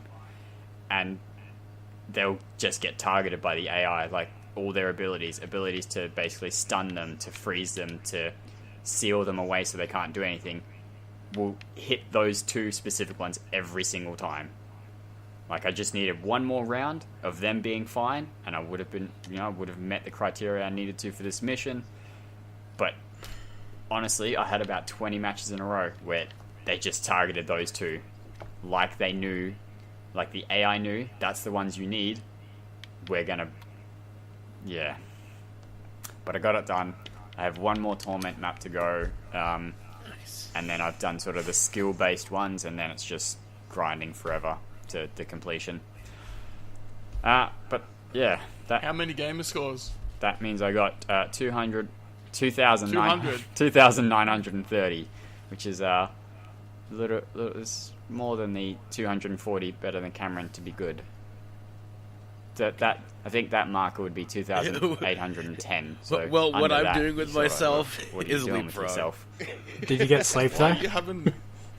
Did I what? X. Oh, I'm at 9 in I'm Leapfrog. actually on Guess R what, myself. Guess what letter I'm up to? G. R. Again. I think this is my 5th R. It is easy, but none of my R's are sort of close enough that I'm like, yeah, I can go for that. Yeah, it's my 4th R. I went R, R, C, R, N, E, Y, P, R. what's that? Sorry? I just need one more to get the badge, so I'll probably What's find that? something. You know what's good about Leapfrog? You still have You know a week to know go. what's good about You're to- Leapfrog? you can do this. When you forget to start it on TA. Oh, and then you get a bunch of The crazy. Oh, sorry. Go ahead. I know. And a newborn. We'll see. You can do it. Speaking of Leapfrog, though, no, I just figured we should probably update the leaderboard. So currently, first place is on 360, second place is 318, Correct. and third place is 304. So April 1st? It finished? Yep. So 5 days, 6 days. I reckon I'm not far off my 500 and. Did you say 500? 520. Didn't you? Yeah, and I 520, said I said. 420. I said 450. And Planting said 421.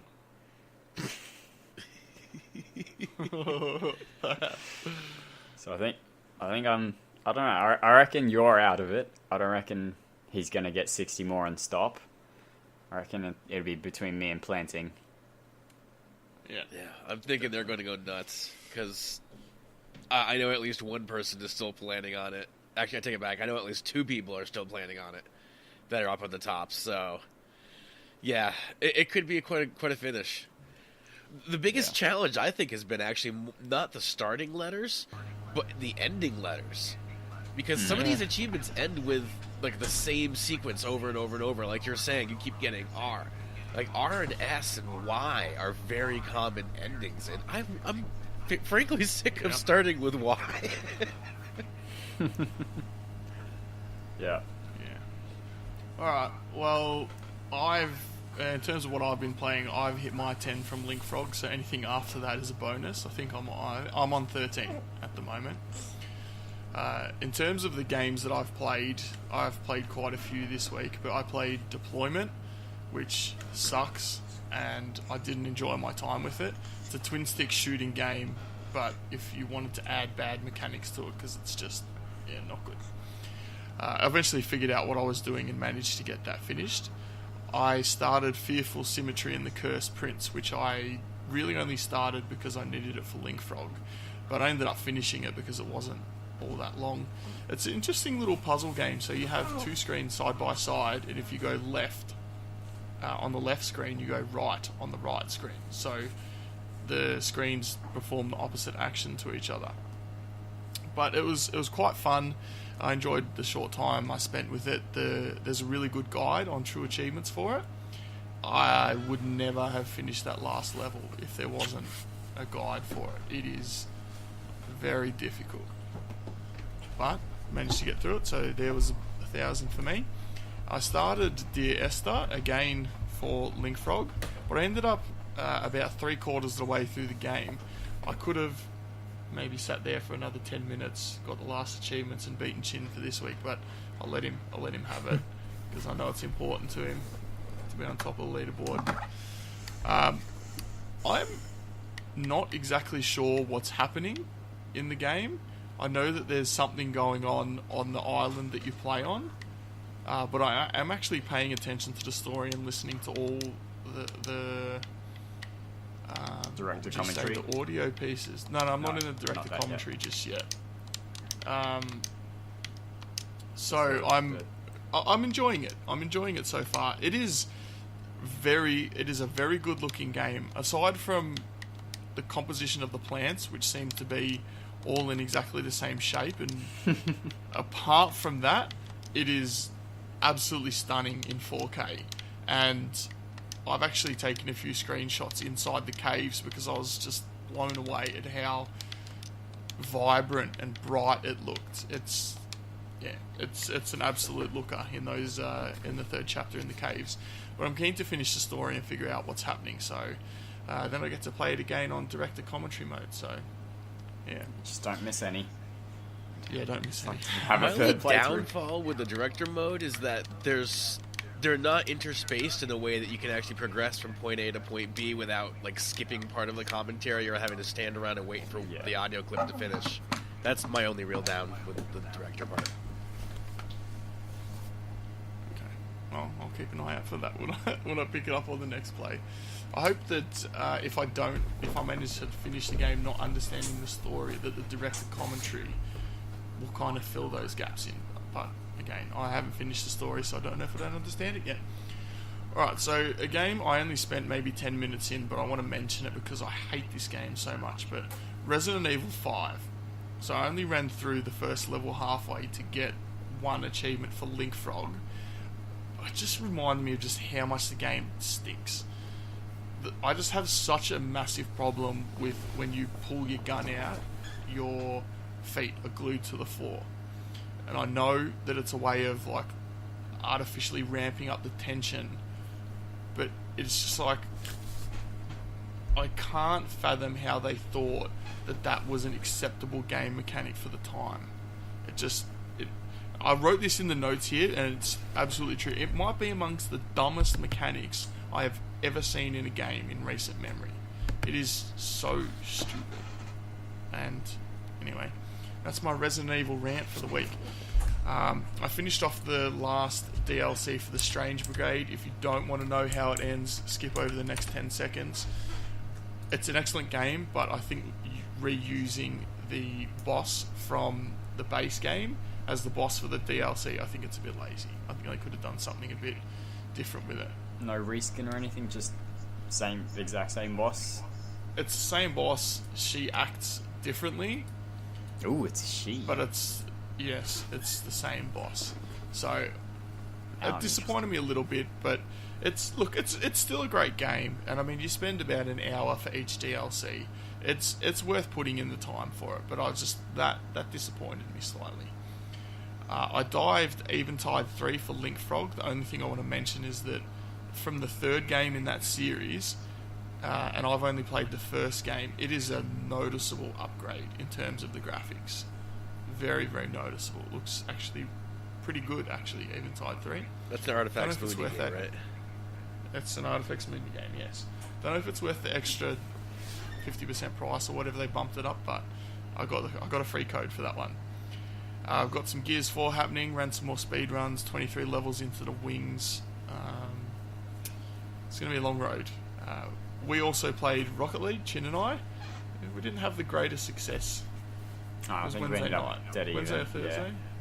Yeah, well, I thought it was 3-1, but anyway. Alright, and the last game I played Deus Ex. So this is actually going to be the next game I play. It's one of the last games on my whiteboard that I actually need to work all the way through. I think once I've played it to the completion or pretty close to it, I'll officially start the other side of my whiteboard. When I do start the other side of my whiteboard, I'm going to try and stream a lot more of the games, because I've seen what you're doing on the streams, Chin, and it's pretty entertaining. Like playing a few of the games for a bit here and there, getting into them, find one that I like and go, all right, I'm going to spend some more time playing this one. Then, we'll have the Rocket League streams that I plan to get into. So I know I've been saying for 30-something episodes that I'm going to get back into streaming, but I think that's when it will start.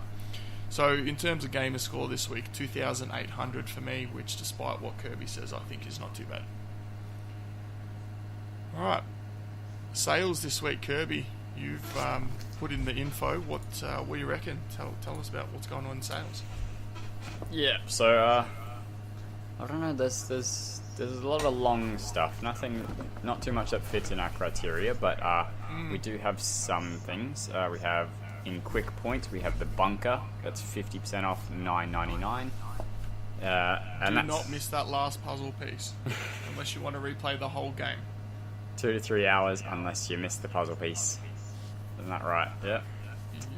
I actually did miss it, but I dashboarded and got back right on the screen for the puzzle piece. So I clicked past it. Yeah, that was pretty lucky. I didn't want to play it again. But it is a good game for the one playthrough that you need to do. Yep. And that was pretty much it for Quick Points. Everything else sort of took more than 4 hours or so didn't really fit that criteria. So in that easy points, we have Candle, the Power of the Flame, 67%, $6.59. So that's a bit of a puzzle platform, I want to say. Little bit of point and click in it, but mostly sort of puzzle platforming. Crypt of the Serpent King is 26% off, $1.49. Sorry. Even though it's only $1.50, save yourself. Play that no smoking game instead. Just do it. It's better. Yeah, I was going to say wow, play what instead. claims you make? That's nonsense. Wait, have you played it? I've beaten it. Yeah, I beat it. I'd rather in the play first week or so. your toy than play Crypt of the Serpent King. Oh dear. Oh, Wow. your toy. It's a bold statement. You've got the completion in your toy? Have out of the three of you, who's got it? Yep. Not me. Yeah. Okay. I'm stuck on that Nah, sliding puzzle. I never heard of it. Alright, so have you got to the part where you get the random Yes. key? Alright, how many times did 2. it take you to get it? 2. I think I was 18. How many times 18 did I try times that stupid replaying sliding it. puzzle box? 10. I'm still stuck there. I actually don't remember. It's the like the sliding room's puzzle on box, but I fire and remember you've that got like a bloody limited key. time and you've got to do Oh. this sliding puzzle. Oh, yeah. Oh, I hate it. Yeah, I died the first time only on that. Yeah. I 15 missed bucks. I missed dunking the bear. So, Oh, and you had to replay. Oh, like the yeah, I had to replay for that. Yeah, because I think it bounced over, so it like landed on the edge and then bounced over or something. Yeah. Anyway, I missed that. Day Through Time, 50% off, $4.99. It's essentially the Gnome's Garden developers. It's a clone of that game. It's exactly the same. It is identical, aside from what the people you're controlling look like. It's identical. It's the exact same game. 4 to 6 hours or so, probably. Kill the Bad Guy, 50% off, $3.49. Late Shift, 40% off, $7.49. And That's a great game. It's really good. pretty good. Is it still in Game Pass? I think it's leaving. I think you might have a few I remember days. reading it was leaving, yeah. Yeah, I think you get a few Right, days. it's on sale. And Road Rage is 75% off, $7.50. And that's Very an good. interesting game. It's just driving around on Australian roads, isn't it? It's like Hitting what's pedestrians. What's that awful game on the 360 about like where you're on a motorbike? Road to Hell. Retribution? Redemption. Road to Hell Ride to Hell Retribution. Retribution. Yeah, Ride to Hell. It's I think it's like a spiritual successor in quality and gameplay. Also, I was just thinking about what Planting said about Crypt of the Serpent King. I would also rather play Your Toy. I have played Your Toy to Both wrong. completion, hated it, I actually played Crypt of the Serpent King. I downloaded it, I played it. I got about 10 minutes in and went, oh, okay, I've got no achievements. I'm never playing this garbage again. Oh, It is actually that bad. It's like baby's you first to Steam just- or baby's first Unreal Engine game or something. I just need you guys to explain to me what it's like to be objectively wrong. I don't know because I'm not. So That's let's. Crypt of the Serpent King is not worse than those other ones. It's fine. I would It's recommend not it fine. more than Road Rage. Road Rage is not a good game. That one I can't comment on, but if it's a spiritual successor no. to Ride to Hell Retribution, you're probably also wrong about that. In terms of something you want to not be wrong about, tell me what you're recommending for this week. I am He's wrong. I am recommending The Mummy It's not time for Demastered. zero. I'm recommending The Mummy Demastered. It's a pretty good Metroidvania game. It's a sort of a pixel art type style. Again, I'm only a couple hours into it, but I had to get a UHH achievement in it. I found it quite interesting, but it's a fairly standard Metroidvania. You'll get your upgrades like your increased ammo and stuff and grenades and be able to sprint and things like that. But my actual recommendation is Circuits. It's 50% off, $2.49. It is a music-based puzzle game. So you'll be given a track, and you'll be given... So the track might be missing, or the track will have nodes that you need to enter. So there might be a drum beat sort of section, there might be a synth section, and you'll be given, say, 2 nodes that you need to fill, and 3 potential nodes that will go in there. So you need to listen to the song, find what piece will fit in there, and put it in the right spot. It's really interesting, really good if you like music, and it is quite a difficult completion if you sort of don't have headphones in and stuff and can't discern the different sounds, because you can go into the different layers. You can listen to only the drum track so that you don't have the other stuff sort of crowding it out. You can just listen to the drums, or you can just listen to whatever, but there's an achievement for not going into the separate things, for just listening to the song as a whole, and just finding the correct pieces from there without going in further. But yeah, really, really good game. It's start to finish completion's probably about, I want to say like 4 hours if you get it first go, but you probably won't, so it's probably closer to sort of 8 to 10, I want to say. I'm going to quickly look it up and see what I did it in, and then go from there. While you do that, yeah, my 6 to 8 's good. recommendation... 6 to 8, alright. Yeah. My recommendation was the Batman Return to Arkham bundle. It's 50% off, it's $10. They're both fantastic games, and I mean, we've talked at length on the podcast about how good they are. If you don't know how good they are, I'm a bit wondering a little bit about you. They're excellent, and $10 is a really good price. 2 of the best Batman games around. Warren, what's your recommendation? I'd say go for that Rock and Racing bundle. It's a combination of Rock and Racing Off-Road DX and Grand Prix pre-Rock and Road Racing. It's 67% We already have one of those on the off, podcast. $3.95. His name's Kirby. They're like top-down racers, kind of like an RC Pro-Am. So if you're into that kind of thing, they're both relatively quick completions. Alright, and Cameron, did you have a recommendation? Yeah, it was the Mummy Demastered. Oh, Thanks. No, I recommend Thanks for the beta Find switch. something else. What's your other recommendation? Look. If you haven't bought Titanfall 2 by now, what are you doing with your life? Why would you not want to run the gauntlet? Why would you not want to complete the gauntlet? Why would you not Become the want to master. become the master? So Exactly. actually, a Just story do it I in heard 10 this seconds, week... easy. No, 12. I don't know where I heard this story this week. Maybe someone was talking about it in Discord? VR Discord? Titanfall. I don't know. Anyway, the new champion came out for Apex, and right, he's got no legs. Was it you telling me this, Chin? Look, I wouldn't be positive that... No, it was in our Discord, I think. Yeah. But I don't think So- it was me. I think it was so- Brad. Was it Brad? Well, whoever it was, forgive me. but I heard that the new champion in Discord was it you, Shadow? Yes. Okay. I thought you were taking the piss. So let me just actually, my memory just not good. So apparently, the new champion in Discord, the reason he has no legs is because he was running the gauntlet, trying to get the best time, Octavius. and to do so, he was grenade jumping, and that's how he lost his legs. I was going to say, I recommend watching Respawn's video on it. They have a half an hour breakdown of each character. Oh my god, nope. Half an hour each character. No, half an hour for the whole lot, but each character has a alright. short breakdown. Okay. Name, So lore. it's like a couple of minutes each. Yeah. Okay, alright. It's pretty interesting.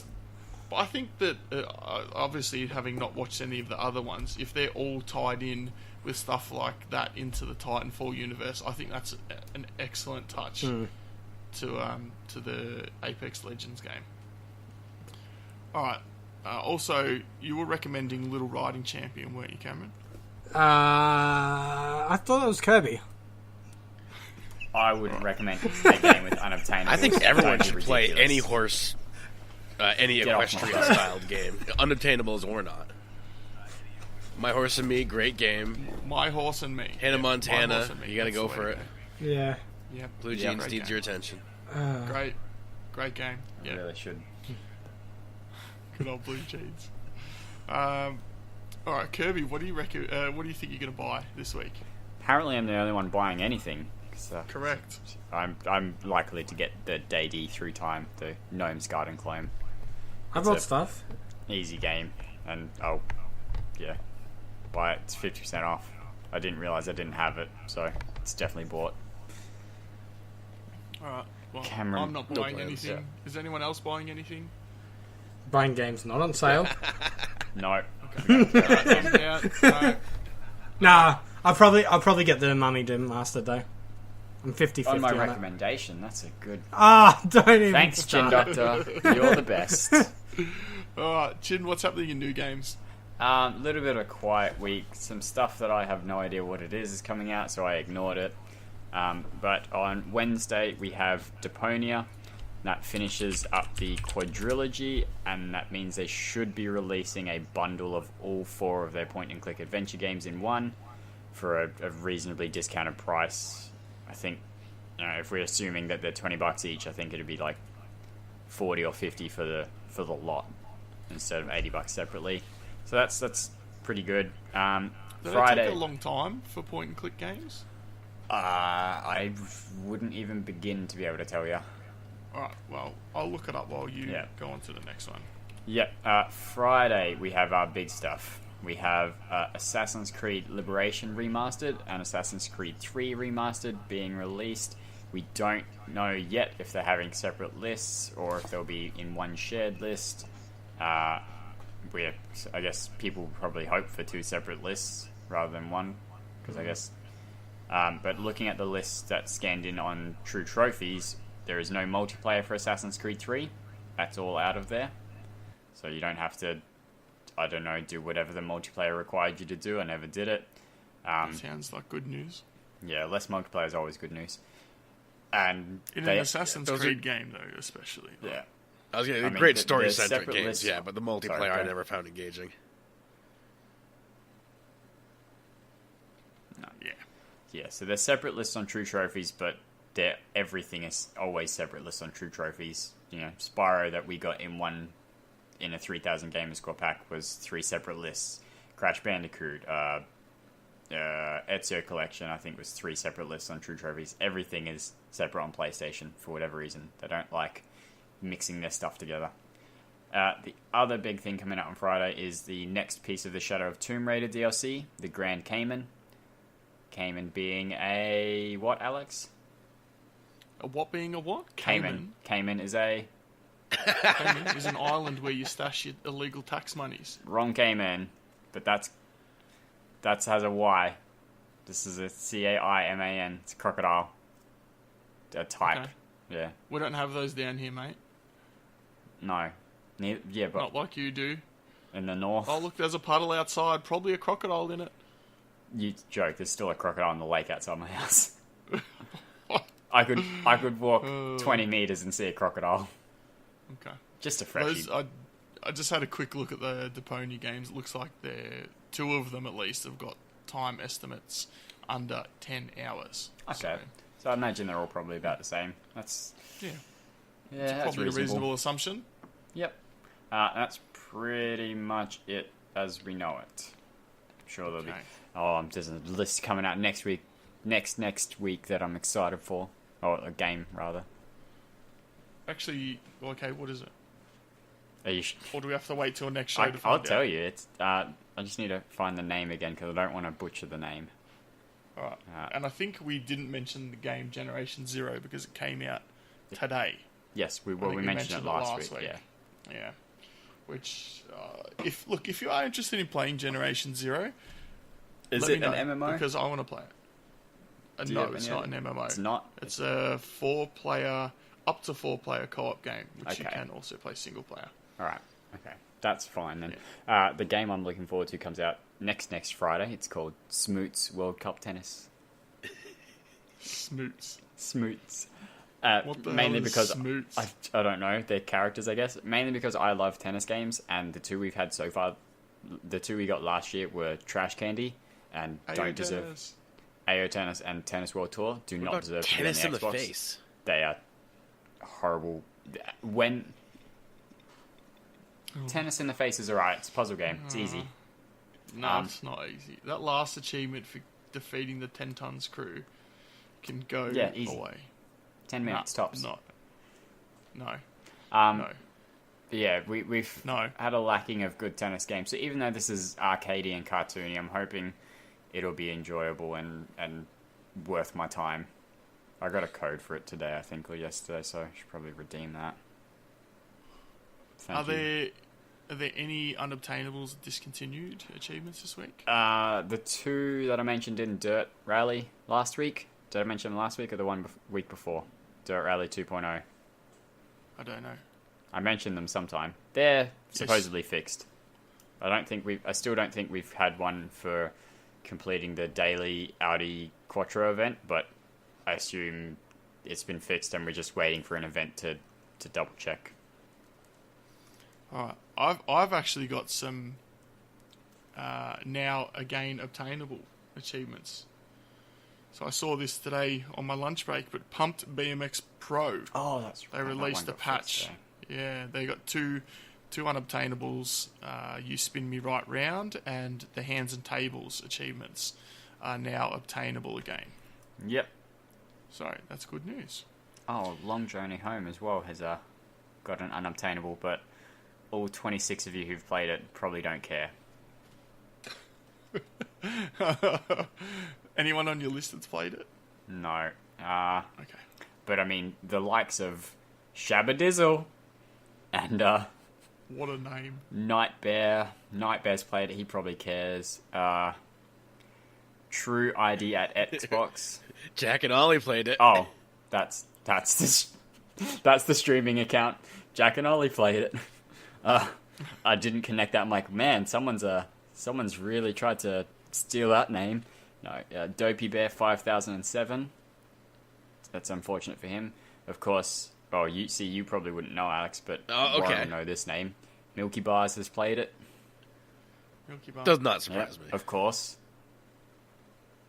Alex, do you know who Milky Bars is, or why he's relevant? I've heard the name, but no. I think he's pretty much. I think he's either number one or close to number two or number one for games started. I think he's played virtually everything, within reason. I'll quickly pull it up his page and have a look. He has played 4,614 games. only 2,600 more than me. Wow. Out of I think he's not number one. He's currently second. So Matt DB is ahead of him by 16 games. He's at 4,630. Is it going to tell me how many games there are total? It will. 4,962. So they've played basically 300 less than Wow. than exists on Xbox. Yes. That sounds like a very expensive leaderboard to maintain. Yep. Okay. Mighty Mango's 10th. Ooh. Ooh. I think I've played about 400, so I mean, I'm at less than 10% of what they've played. All right, we're going to go into the milestones. We're going to go through them quickly because we are running quite long. But Mark B reached a new milestone, 9,000 achievements won. Nerve Bullet has completed 100 games. Space is the Grave. Oh, I think that's a new name. 300 completed games. Nerve Bullet comes back again with 300,000 true achievement points. Shadow Lesser Edge. Oh. I was like, Shadow wow, Lesser is there- Edge. Sorry. Oh, I genuinely thought there was a name in there you couldn't read. I was like, I don't 450,000 true achievement points. remember seeing weird names. Just trolling. Daniel JJ14, 950,000 true achievement. Wow, we've made a mess of this. Wow, that's a lot. What the Ferg? 500,000 true achievement points. Prue's got 800,000 true achievement points. Yeah, I have put someone in the wrong order, yes. Black Buff, 350,000 gamer score. I actually also reached 350,000 gamer score. We've got Tropan at 400,000, so I'm not far behind you, Tropan. And Jimbot UK is 650,000 gamer score. Alright, and we've got here Kirby's favourite listener, Message. Message. We like him. We like Mace Message. J, top 50 of the New Zealand gamer score leaderboard for Xbox One. So, Was there 51 players on that leaderboard, right? well, Neo must be up there, surely. Neo must be first. Yeah, not Neo Master 47 or 46. Just Neo. Flat out Neo Master, yeah. Neo, he's from the Matrix, man. He just thinks about it and the gamer score unlocks. Alright, that's the rest of the... doesn't that's even all the track milestones for the show. Close it out, so... Usual contact us information. If you want to send us an email, you can do so at hello@realgamerscore.com. You can send us a tweet on Twitter or follow us at realgamerscore. Again, you can join us in Discord. That's discord.io/realgamerscore. And if you'd like to support us financially, you can find us at patreon.com/realgamerscore. You can submit questions to the show if you like. We'll answer them as we get time. And if you're interested in being on the show, like Cameron, as I've said in a previous episode, we'd like to do a guest. Wow, okay, I didn't think about that sentence. We'd like to have a guest on the show at least I'd like once to a do month. a guest. Okay. Just Wait, gonna what? be quiet. What did I Really miss? long. We'd like to have a guest on the show around once a month. So if you would like to be that person, send me a sample of your audio and let me know what equipment you're using, because we want to maintain the high quality audio that we have for our show. In terms of being contacted individually, Cameron, where can people find you if they want to say, hey, I really like Dante, your cat? They can just tell me into my face, but no, they can. So your address is... No, you can contact me on Facebook under the Xbox Achievement Community Group. You can contact me on Twitter now as Shadowless Edge, Discord Shadowless_Edge, Twitch Shadowless Edge, Xbox Shadowless Edge, and on the calling just being my brain to death. Pretty Are much you just on Shadowless Twitter Edge. He only at just Shadowless E? Oh, sorry, Shadowless E. Yeah, I just updated before. Okay, alright, cool. So I got to follow on both my Twitter and Real Game Score. Real Gamerscore Twitter, and it was like at Shadowless E, and I'm like, I think Shadowless Edge is already following us. No, it was my real name, so I made a gamer-related account. Ah, okay, alright. Well, if everyone wants to make new accounts and follow us, then you can also do that. Kirby, if someone wanted to tell you, hey man, sick haircut, where would they find you?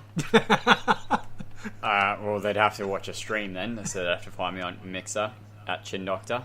I'm also good Chin stuff. Doctor on Twitter, or on Xbox Live, or on Discord, or on True Achievements. And those are the easiest points to get me. If you want to email me, I am ProfessorPluto1@gmail.com.au. Gmail doesn't have an AU, banana.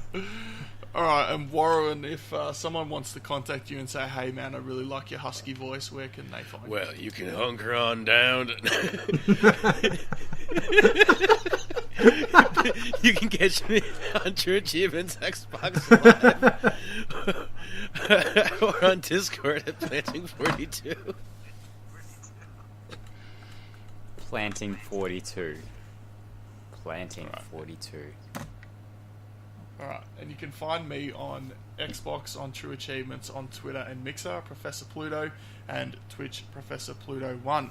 Alright, we managed to derail the outro yet again. I didn't even have to do anything that time. Yeah, you didn't have to do anything, you were just here. Thanks to everyone that's taken the time out of their day to listen to us. We really do appreciate it. If you'd like to help us out, you can subscribe on the platform that you listen to us on, whether it's iTunes, Stitcher, Spotify, wherever you listen to us. You can leave us a review, which we'll read out on the show. Share us along on your social media. Tell your friends about us. And subscribe on our YouTube channel. Alright, episode 34 is finished. Thank you, everyone, for listening. We'll catch you in episode 35. See you later. Peace. Bye. Catch.